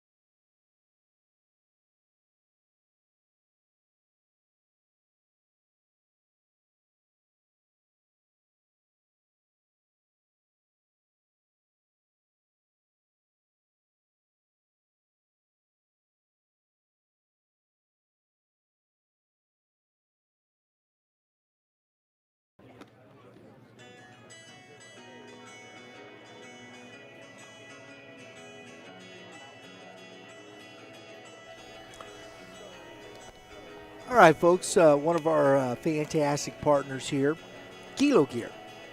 Build strength in every move. Look, it's the next evolution in micro-weighted training. Doctor-designed apparel that helps you build strength, burn more calories, and boost performance. Guess what? I'm wearing my Kilo Gear today. I've been burning calories, working as we set up out here. We come out and through the afternoon, working around, setting everything up for today's broadcast. KiloGear.com. Go to KiloGear.com. Build strength in every move. Use the promo code YBM10 to get 10% off your purchase. All right, here we go. C.B.C. top of the fifth. And Parsons, that's his third hit batter today. And the leadoff runner on brings Cale Price to the plate. Price was hit by a pitch in the first, singled in the second, and here we are in the fifth. And facing off against Parsons, who's been very good today. And that is a quick throw. That was zippy. I'd call that zippy.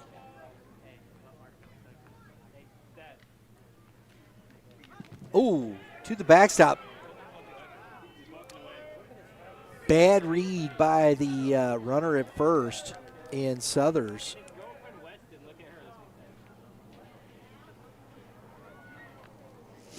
But that fastball, that just, got away from. That had a little extra. Giddy up and let's go.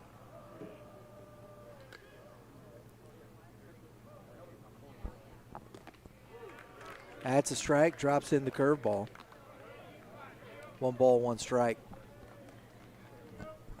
First time we've got to see Parsons pitch, and it's definitely worth the price of admission, folks. Curveball, little flare. It's going to get down in front of F-Tank and goes to the off speed, and Price just able to muscle it out to right field for a single. So first and second, nobody out. Ryan Mueller to the plate. Number 2, Ryan Mueller. Mueller singled, stranded at third, struck out in the second, and here he's got an opportunity to drive in a run. And Parsons has now hit his 4th batter as Mueller gives him a long look.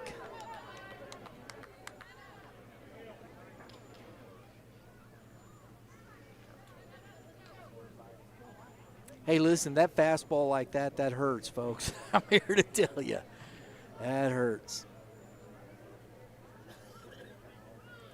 So, wow. Yeah, bases loaded. 4th hit by pitch in this game. And it does look like we do have some action in the bullpen.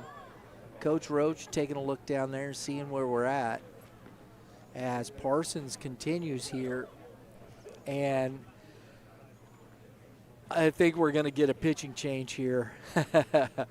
Yeah. Parsons has thrown a lot of pitches. He hasn't been as sharp probably as he's been in the past. And the 4 hit by pitch, that's interesting. So Parsons out here in the top of the 5th inning, so he goes 4 innings. And we'll get the information and we will come right back.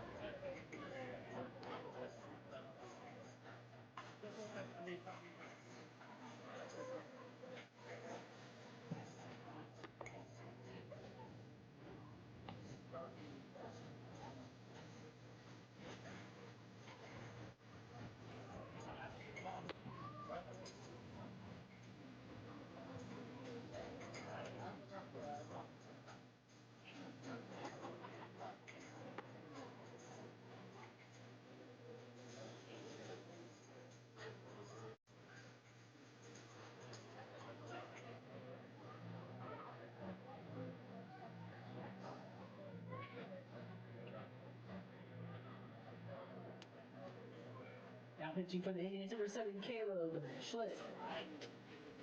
All right, Caleb Schlick will be pitching for the Indians now. Parsons, 4 innings, 4 hits, 2 runs, 2 earned, 2 walks, 6 Ks, but the 4 hit by pitch, I mean, that equates to 6 free bases right there. Didn't pitch awful, just probably maybe not as sharp as you'd like. And we got Schlick coming in here, 16 2/3. This is his 10th appearance. He started 1 game. He's 1-1 on the season, no saves. He's given up 7 runs, 4 earned, 10 walks, 19 Ks, and an ERA of 1.68 with a 1.14 whip. And he's got the bases juiced.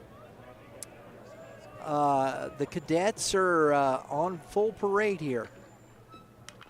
Oh, and a curveball, and Corday Gage, man, he tried to wade back on that and couldn't any longer. Did you guys like that one? Cadets on full parade?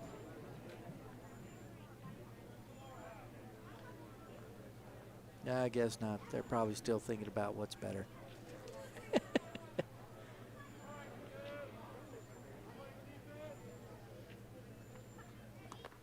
Up and in. 1 ball, 1 strike.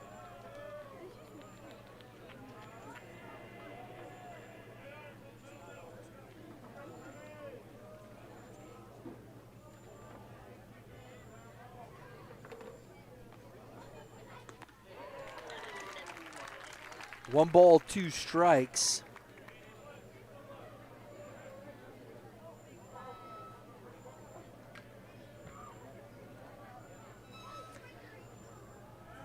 We got a player spotlight here presenting by Youth Baseball Midwest. As Corday Gage goes down on strikes for his second time he struck out here in this game, and that is out number 1. Patrick Effer to the plate.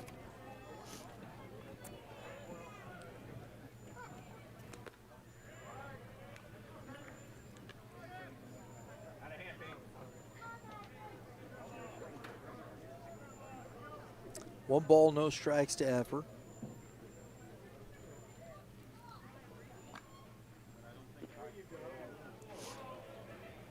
Schlick trying to drop that off speed on him. It's quickly 2-0. Base is loaded. Everybody is back. The third baseman, Brown, is just in front of the third base bag. He's kind of walking, creeping up to the cut of the grass there. Fastball is upstairs. 3-0.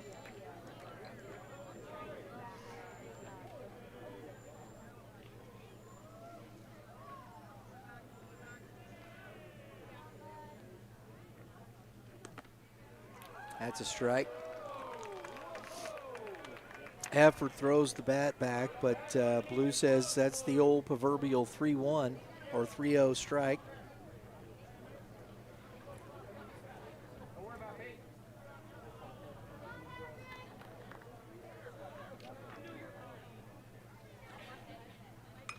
Fastball picked by the second baseman. Moore. A run scores on the ground out. And it's 2 outs now, and it's 8-3.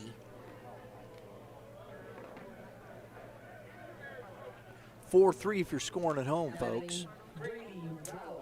Brady Rollo to the plate, walked and popped out to the shortstop. 0 for 2 or 0 for 1. Big spot, a couple of runs still out there, both in scoring position, second and third. Price and Mueller as Rollo takes ball 1.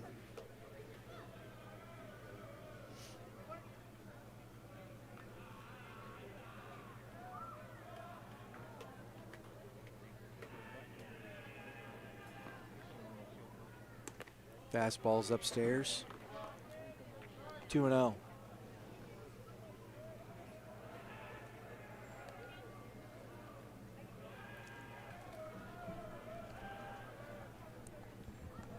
Schlick's got solid numbers. You can tell, and that's a strike. As that ball was fumbled a little bit by Crowley. 2 balls and a strike.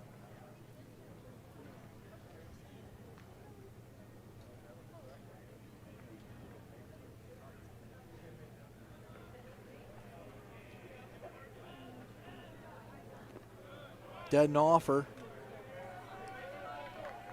And it's 3-1.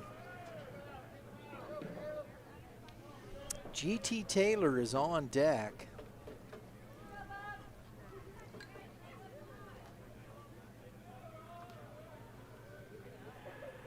Fastball, strike 3. Oh, no, excuse me, strike 2. It was a 3-1. That's a good pitch on the inner half. Rollo trying to convince Blue that it was a ball, but wasn't having any of it. Fastball, that one a little too far in, and now it's a walk.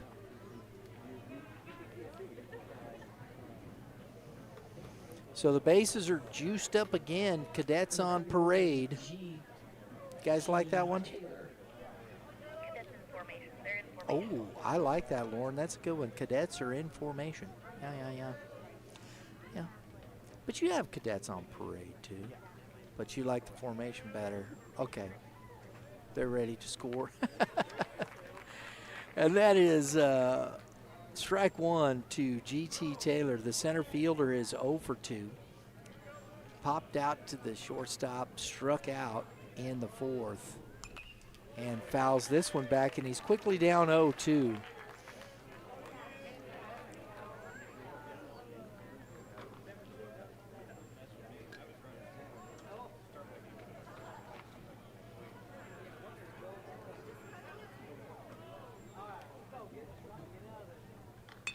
Ground ball, and it's going to get through.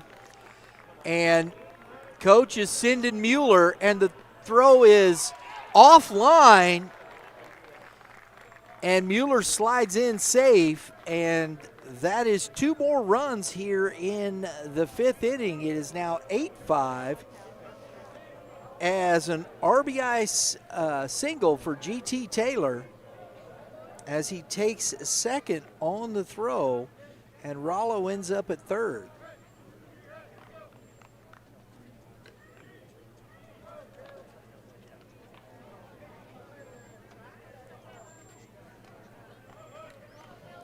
(8-5) now, and the Cadets taking advantage of a couple of hit by pitch from, and that ball is fouled back and out of play. There's another popsicle. Tyler Picker at the plate. So let's see, 1, 2, all 3 runs that have scored here are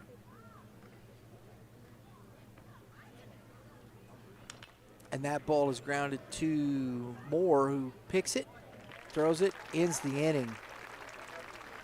They get 3, they strand 2. We head to the bottom of the 5th, 8-5 Indians.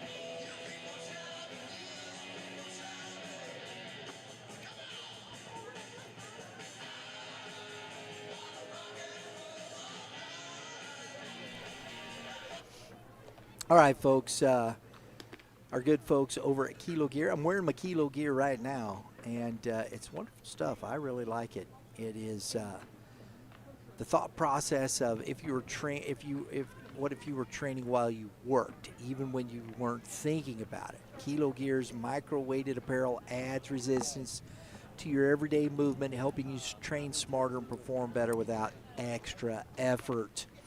That's perfect. KiloGear.com. Use the promo code YBM10. Get 10% off your purchase.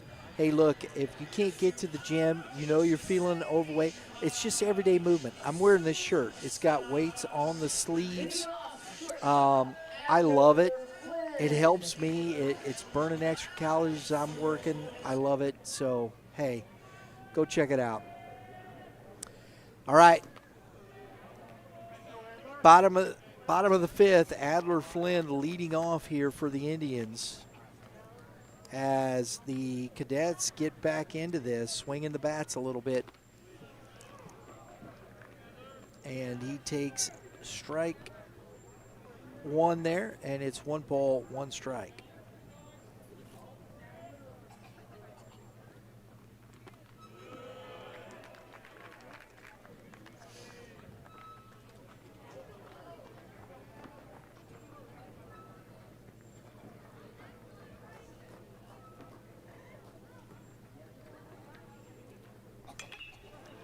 And that's fouled into the netting. 2 balls, 2 strikes. Flynn on the season, his on-base percentage is .589. His slug is .636. Flynn's got 16 walks on the season. And that hit him and the officials. So we got a hit by pitch parade around here, I'll tell you that, folks. My goodness. Everybody getting hit by pitches. We hope there's no big Dukaroo out here. Everybody getting upset.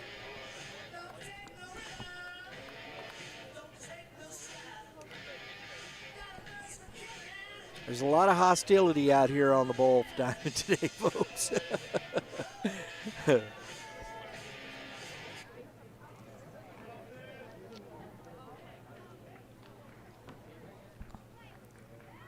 Nobody's trying to hit nobody. These pitchers, ain't nobody doing that. 0-1 to F-Tink, who is 2 for 3, double triples, scored twice, has 3 RBIs. This young man swinging a hot bat, and fastball's upstairs, 1 ball, 1 strike.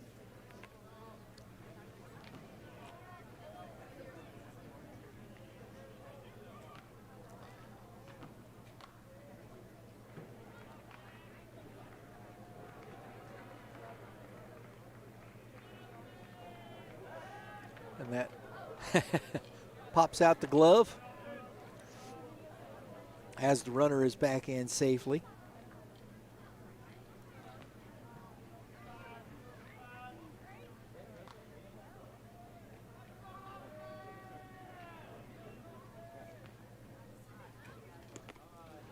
And that ball's upstairs. 2-1.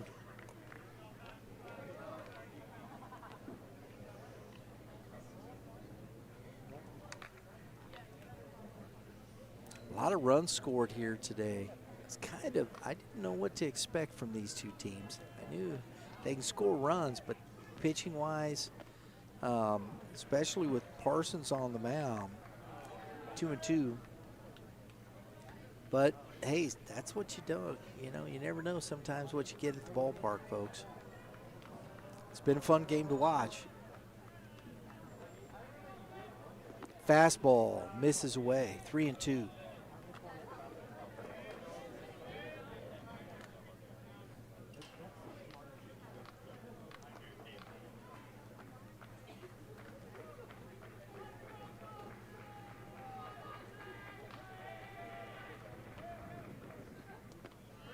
And that is ball 4.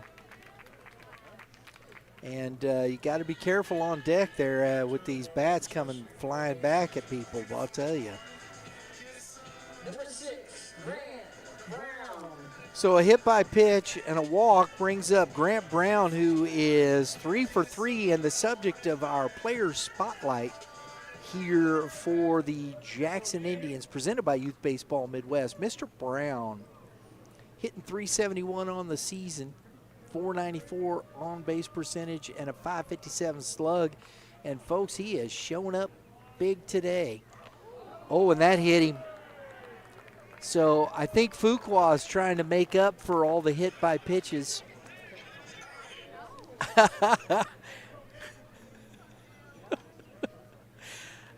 You know, there's a lot of hostility on the ball diamond today. I don't know why. No, I'm kidding, folks. It's just what happens sometimes. What are you going to do? So the bases are loaded, and we barely got to our player spotlight there with Grant Brown. 20 ribbies. He scored 19 runs. He's 14 walks. He's had quite the season with 7 doubles, and he's added to that double total today. He's got 9 on the season now, does Grant Brown, with 2 bombs. So Grant Brown, our player spotlight, presented by Youth Baseball Midwest.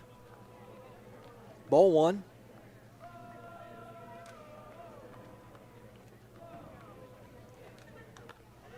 It's upstairs, 2-0. So Fuqua having trouble locating. We got the Indians on the warpath again here after the Cadets got back into this game.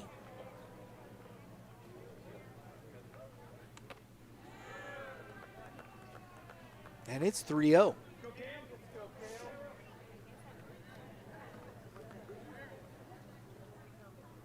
It's a good thing we have lights here, folks. We might be here a little bit.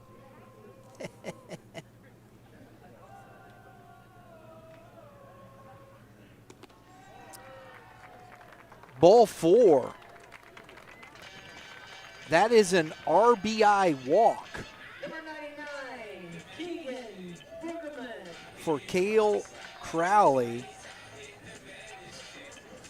as Flynn comes in to score the 9th run for the Indians, and the pitching coach for the Cadets headed out to talk with Mr. Fuqua.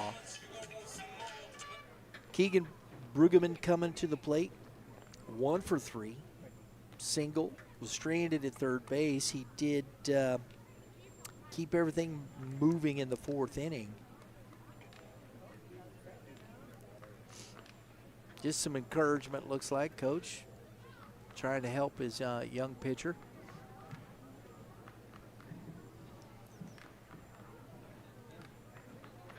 There's still nobody out here in the bottom of the 5th.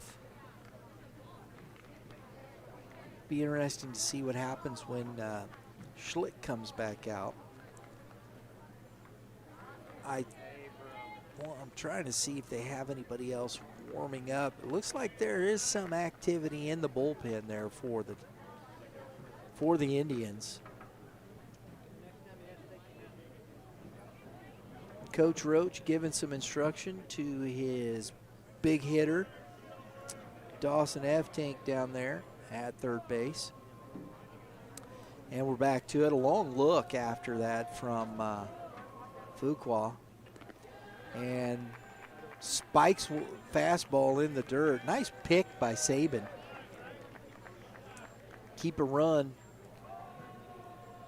at third base.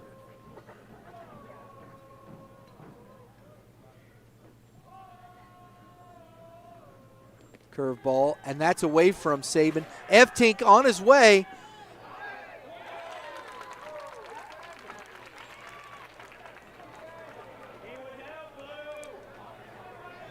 Ooh, that, I'll tell you.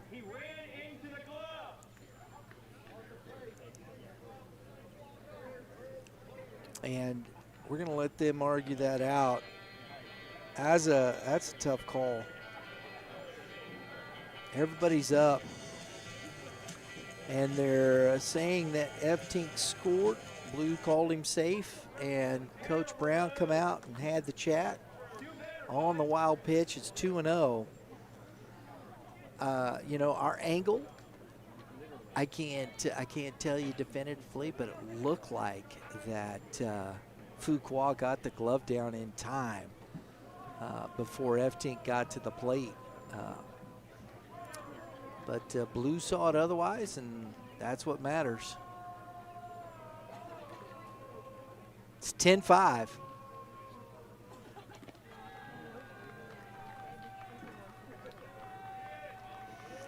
So that ball's in the dirt. It's 3-0.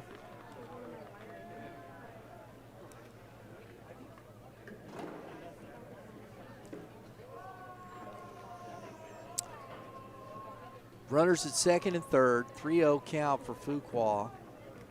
And that's outside, and that's ball 4.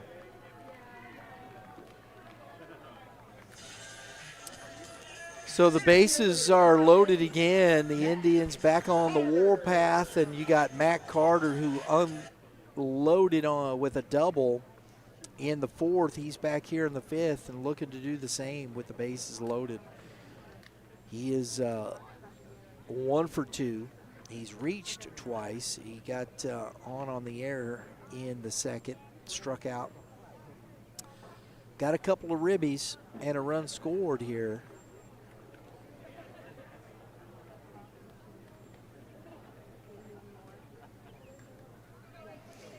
(10-5) as Coach Brown comes in, and we got another pitching change, and we got number 32. At this time, we'd like to recognize Drew Parsons. He set the Jackson High School record for strikeouts at 192. Congratulations. Drew Parsons, folks. They just announced it over the loudspeaker. Parsons just broke the Jackson High School record for strikeouts with 192. Congratulations, Drew. That's quite an achievement, man. That's big time. That's a lot of Ks, folks, for a high school pitcher. Kudos to him. All right, number 32 is Barron Martin now coming in to pitch. As Fuqua doesn't record an out here in the 5th. And you have Martin now.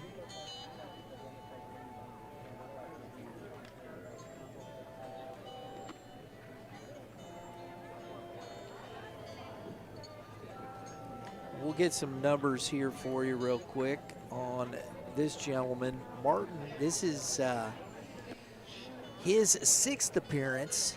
He started a game. He's got 8 2/3 innings pitched, a 4.04 ERA with giving up 5 earned runs.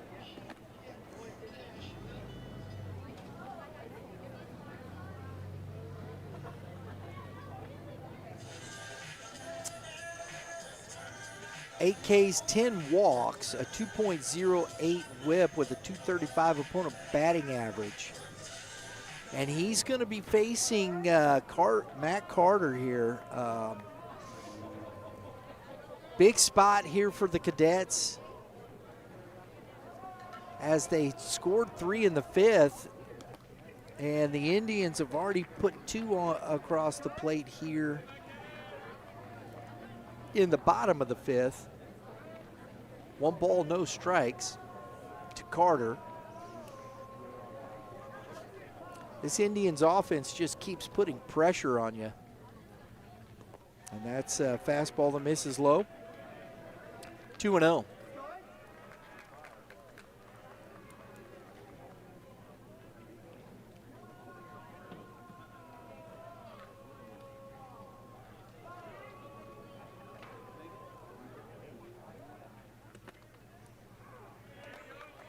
One ball, 2 balls, 1 strike.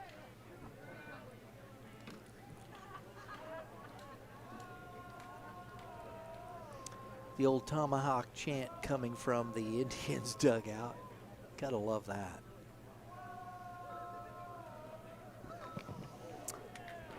That's the old, what Lauren calls it's so outside it's inside, or it's so inside it's outside.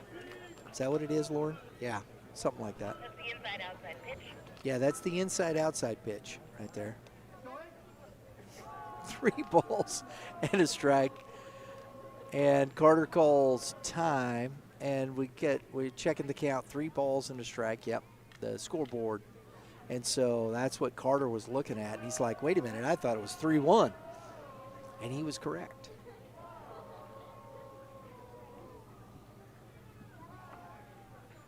Fastball driven on a line.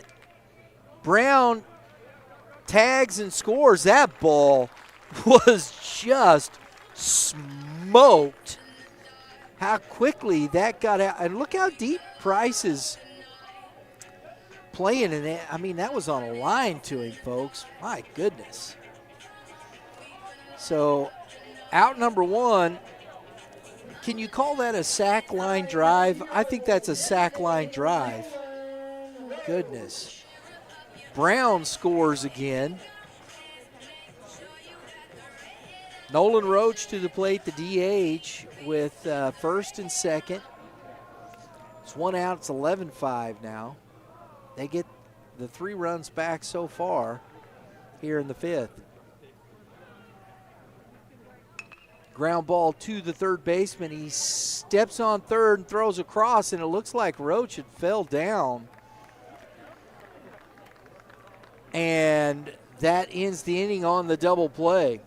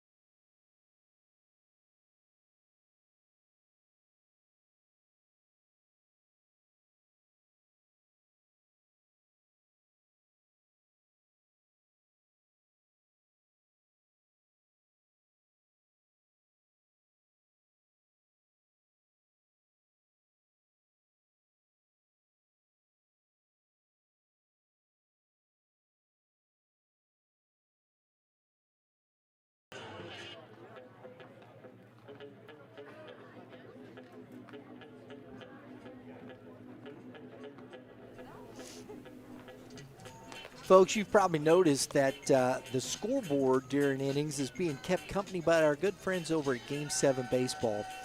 Game 7 Baseball is where the Midwest comes to compete. One of the Midwest premier tournament platforms where players compete and make their mark. We've seen some incredible moments at Game 7 events, and we appreciate the partnership with Game 7 Baseball. High-level competition, players rising to the moment. There's a QR code on the screen. Scan it.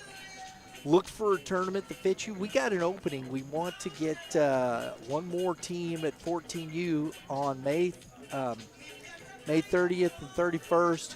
End of this month, our YBM Super 7 Invitational, 14U. We need a 14U team. Come on, give us a call. Get in it. We're going to have a lot of fun. That would make 20 teams in there. Be a great weekend out at the WAC, Warrenton Athletic Complex. Hey, Game7Baseball.com. Top of the 6th, leading off, Mason Sabin, the catcher. He's done a pretty nice job back here. Woo-hoo-hoo. Little cheese. That's what we call a Top Gun right there, folks. That's when you buzz the tower. Swing and a miss. 1 ball, 1 strike. We've seen a lot of hit by pitches. We've seen a lot of patterns that are full. I'll tell you, I guess that's the case.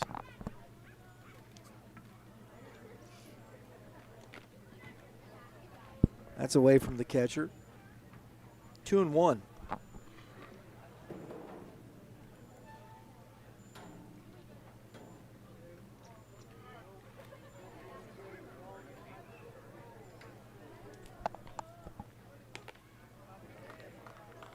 Three balls and a strike.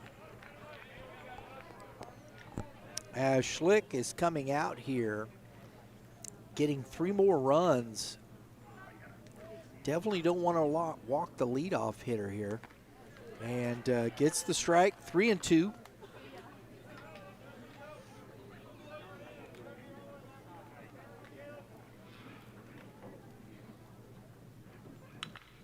Grounded foul. Bangs off the concrete. Coach Brown just seemed very unaffected by any of that was going on. Ball bouncing around off walls over there and whatnot. That was fantastic.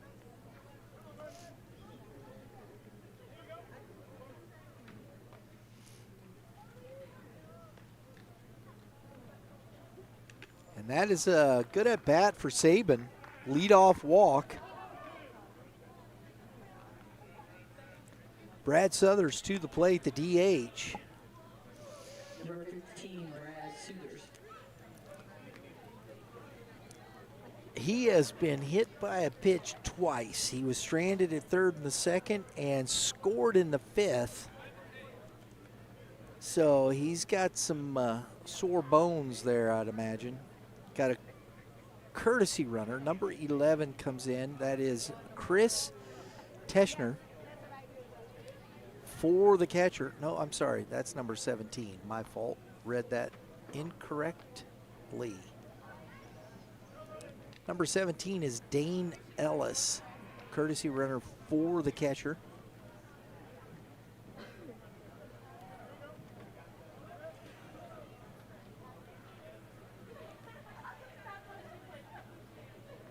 Lots of crooked numbers up there. And that's ball one. C.B.C. effectively laying off that curveball here.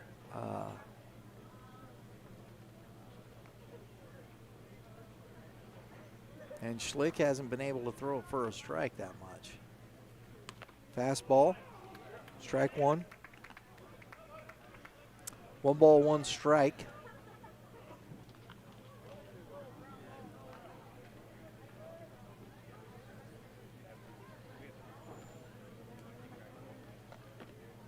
That crossed up the catcher.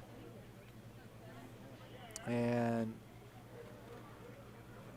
it's ball 2.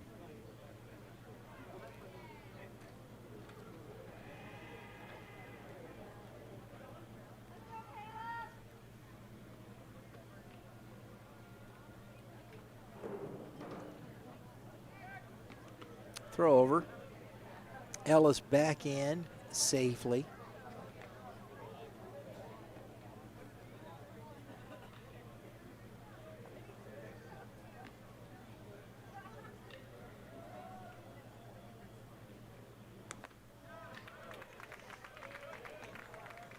Two balls, 2 strikes.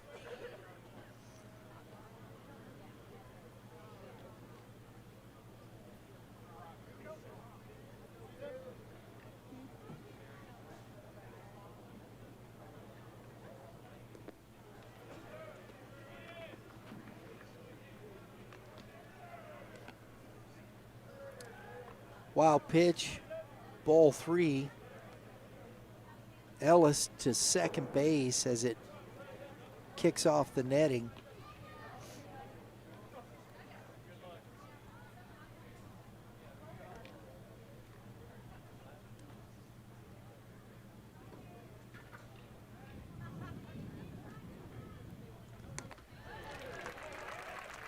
That's a big old swing and a miss, and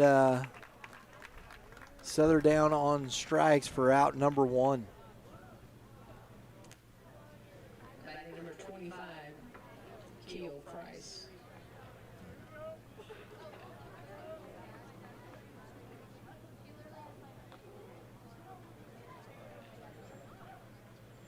Back to the top of the order, Price, who is 2 for 2. He's was hit by a pitch. He scored twice as well.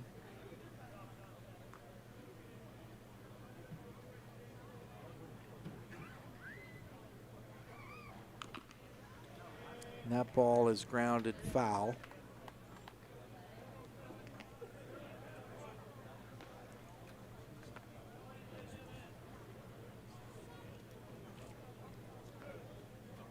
Schlick now up.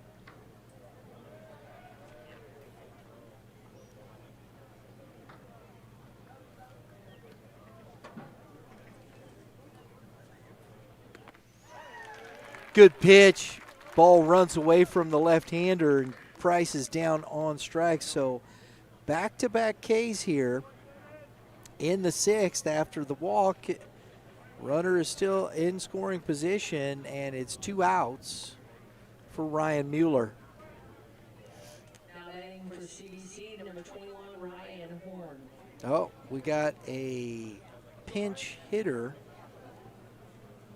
Ryan Horn coming into bat. That's the son of Coach Mason Horn.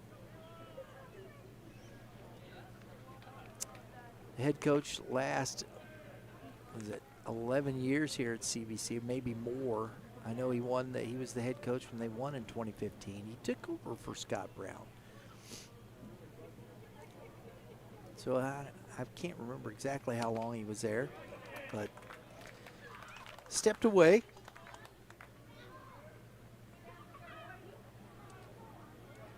One ball, one strike. I know he's been working still in the program.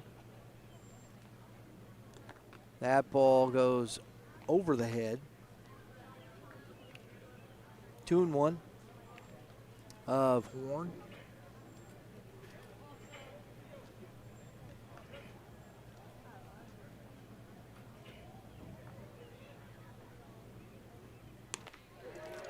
Good fastball. Up in the zone, couldn't catch up. 2 balls, 2 strikes.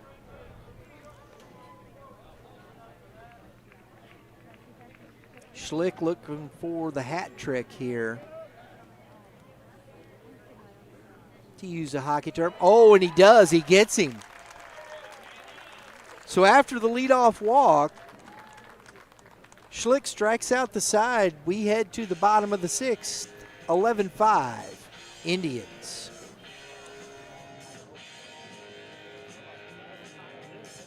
You may have health insurance, but when a major accident, heart attack, or cancer diagnosis hits, the medical bills are only half the battle. Who's paying for your mortgage, your groceries, or the travel costs for treatment while you can't work? That's where Empower Financial Group comes in. We provide supplemental benefit plans that pay cash directly to you, not the hospital. Whether it's an accident or a serious illness, you need the financial flexibility to focus on recovery and not your bank account. Visit empowerfinancialgroup.net for more details.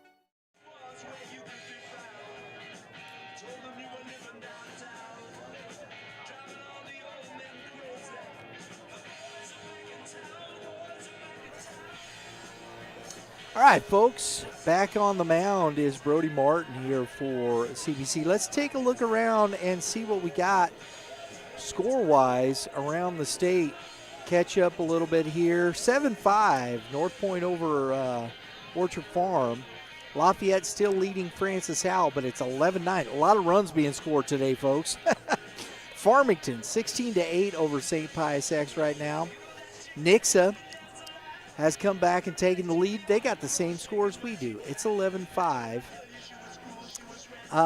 You got Savannah, 10-7 over Lafayette right now. That is the Fighting Irish over in Kansas City. Pacific, the Indians, 14-3 over Sullivan. Edwardsville Tigers, Edwardsville, Illinois over Collinsville right now, 9-4. Glendale, 11-3 over Lebanon. And Liberty, the Blue Jays, 4-2, still leading Liberty North in that matchup of 1-2 in the YBM poll. Rockbridge, 7, Hickman, 2. Smith Cotton, 7-0 over Capital City right now. And that's what we got for you around the state. Joplin does beat Nevada 9-4. Blue Springs beats Blue Springs. Blue Springs South beats Blue Springs 4-0.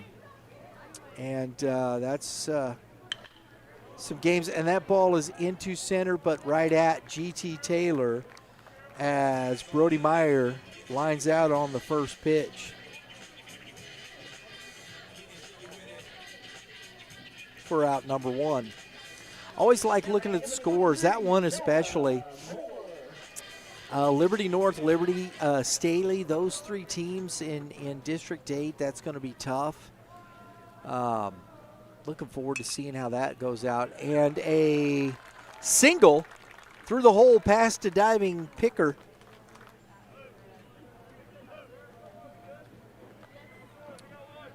One out, and it's back to the top of the order as Noah Moore has his second hit of the day. He's been on 3 times. Scored once, driven in a run, and walked and struck out. Adler Flynn he is 0 for 2. Walked, hit by pitch, scored on both of those. And he takes strike 1.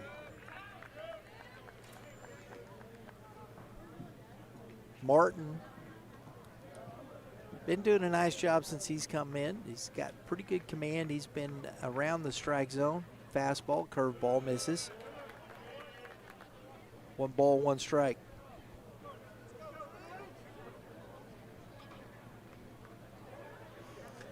It's quite the event out here. Everybody chatting it up, talking baseball.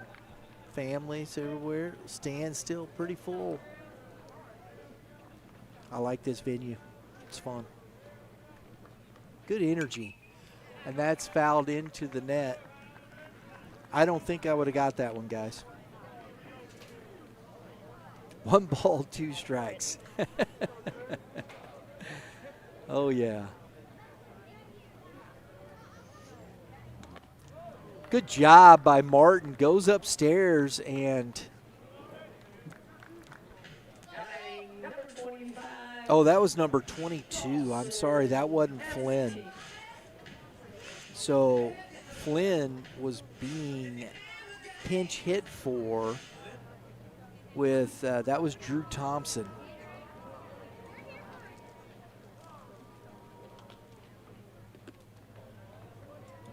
And he goes down on strikes. So it's 1 out, 1 ball, no strikes. Dawson Eftink still in.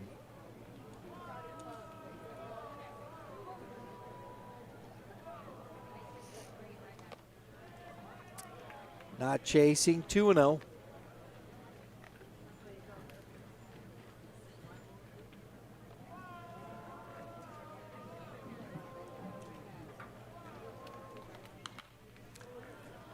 Foul back out of play. Good hack on a 2-1 pitch. Maybe not the pitch he was looking for, but just missed it.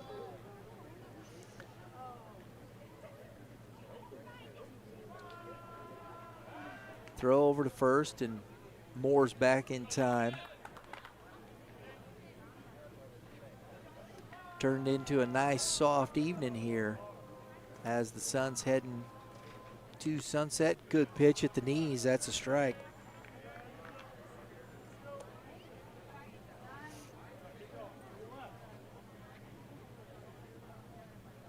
Bottom of the 6th, 11-5 Indians. 2 outs and a swing. And Saban throws the ball into right field. And Moore doesn't stop, and the throw is offline.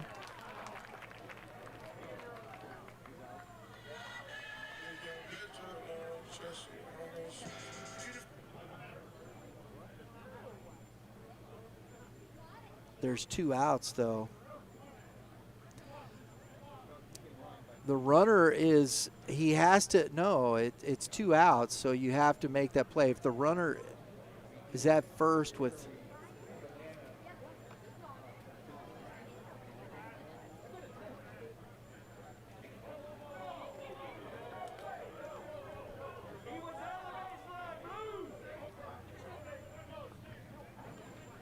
this is bad.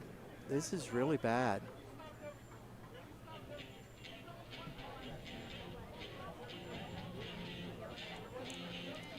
There's 2 outs because you had the line out. The runner second. Eftink swings it. He still, if it's with 2 outs, You have to complete that. The runner is not out. So F-Tink, this should be F-Tink with the K. And at second base, and Moore should have scored. That should be the case. We'll see what it gets to, but I'm not quite sure. I know Coach Brown is arguing, but, I mean, by rule, that's the correct call. I think he's just upset with the official, and I get it. I get it. You got to make that call. But there, I think the field umpire is just trying to get Coach to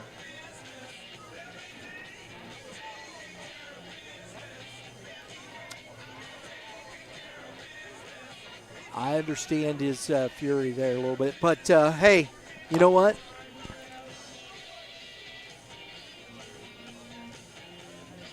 So they're going to put the defense. I kind of figured Coach Brown was looking to get. Yeah. All right. So they got to get back out on the field. Does the defense for the Cadets got to get back out there? That's just a bad call. He calls him out, and he isn't out. And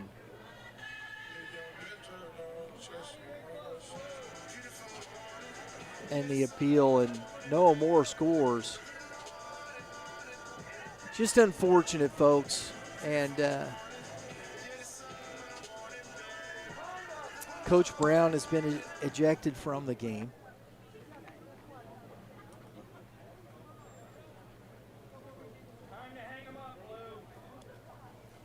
So the run scores is 2 outs still, and Grant Brown to the plate. Grant Brown, the subject of our player spotlight. We didn't quite, I think we got him finished up there, but you throw it up there again. Presented by Youth Baseball Midwest.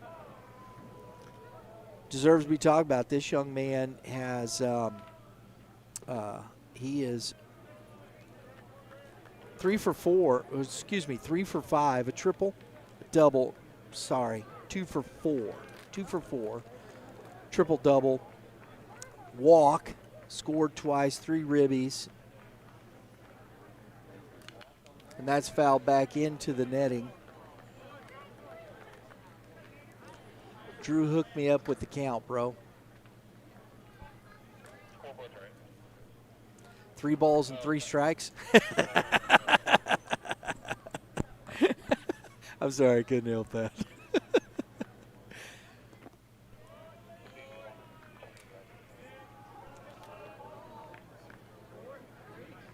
Ball 4. A scoreboard. That's 2 balls and a strike. That's what. Okay, thank you, Drew.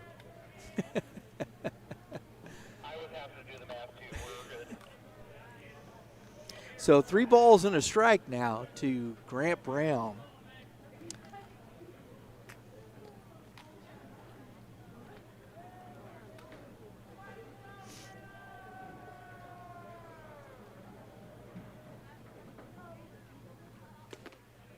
That's a strike. 3 balls, 2 strikes.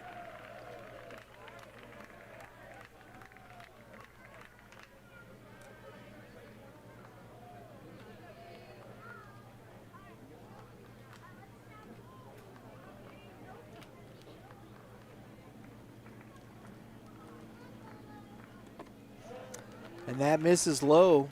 And so Brown on.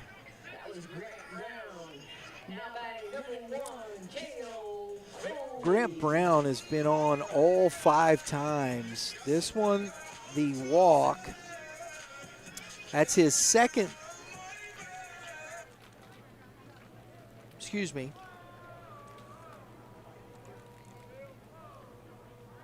first walk. He was hit by pitch. He is 3 for 3 with a hit by pitch and a base on balls. And it's a strike to Cale Crowley. 2 outs.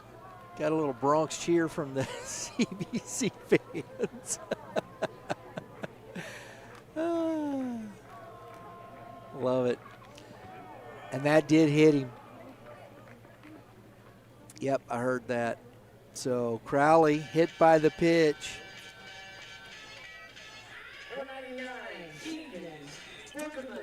So C.B.C. starting to catch up in the hit by pitch category.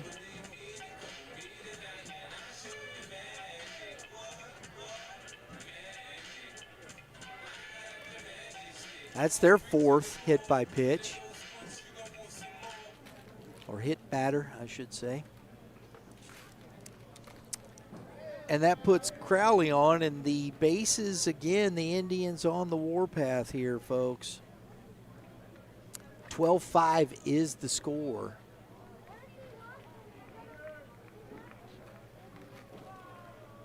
And if the rules apply, that runner at first is the winning run. That would be the run rule here in the 6th, as Brueggemann takes ball 1 upstairs.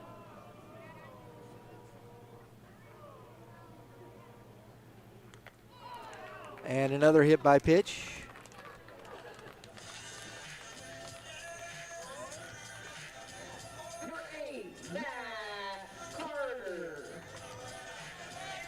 So F-Tink scores again. That's his 3rd run. Bases still juiced. Carter Mack to the plate. Has the double, the sack, and it's strike 1.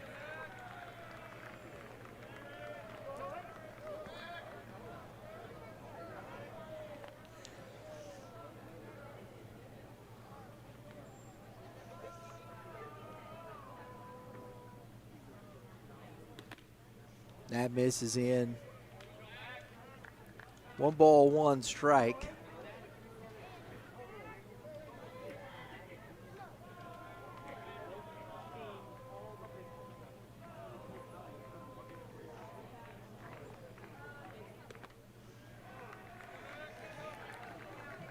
One ball, 2 strikes now to Carter. Indians on every base.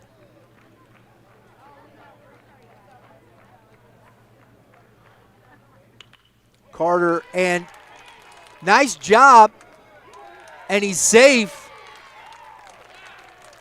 Patrick got to the baseball, couldn't get back up and beat the runner to the bag, and the run scores, and it's 14-5.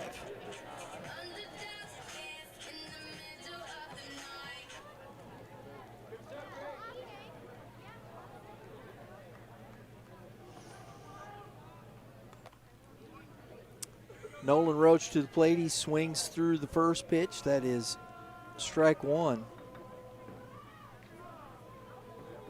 Will Thomas is the runner for the catcher Crowley at third base. 5 in the second, 3 in the third, 3 in the fifth, and now 3 in the sixth for 14 runs for this Indian squad. 1-1.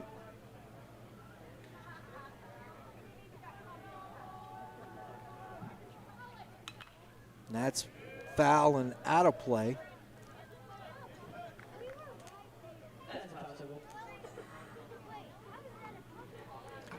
One ball, 2 strikes to Roach.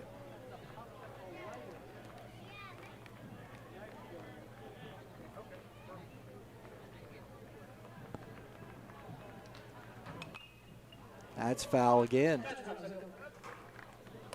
Got all kinds of popsicles flying everywhere around here, folks.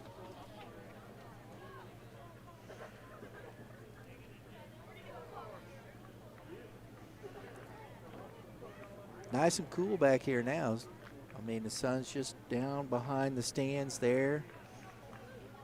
And that's a ball on the outside corner. 2-2. Beautiful afternoon, evening here in Jackson, Missouri. We're at Jackson Stadium for today's Youth Baseball Midwest Game of the Week.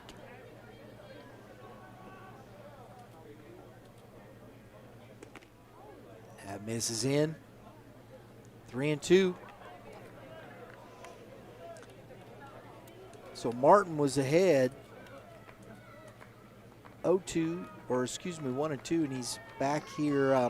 Roach is back in the count at 3-2. Big pitch here. Runners are going, grounded to and through the hole. That's going to be the ball game right there, folks, as Nolan Roach, RBI single to get to 15, and the Indians have won the game here today. We've got our players of the game coming up for you, some interviews afterwards. We appreciate the hospitality being down here, all the coaches for being so accommodating to us. Hope you enjoyed the ball game from Jackson, Missouri, Youth Baseball Midwest Game of the Week. Jackson Indians 15, C.B.C. Cadets 5. Good night from the stadium.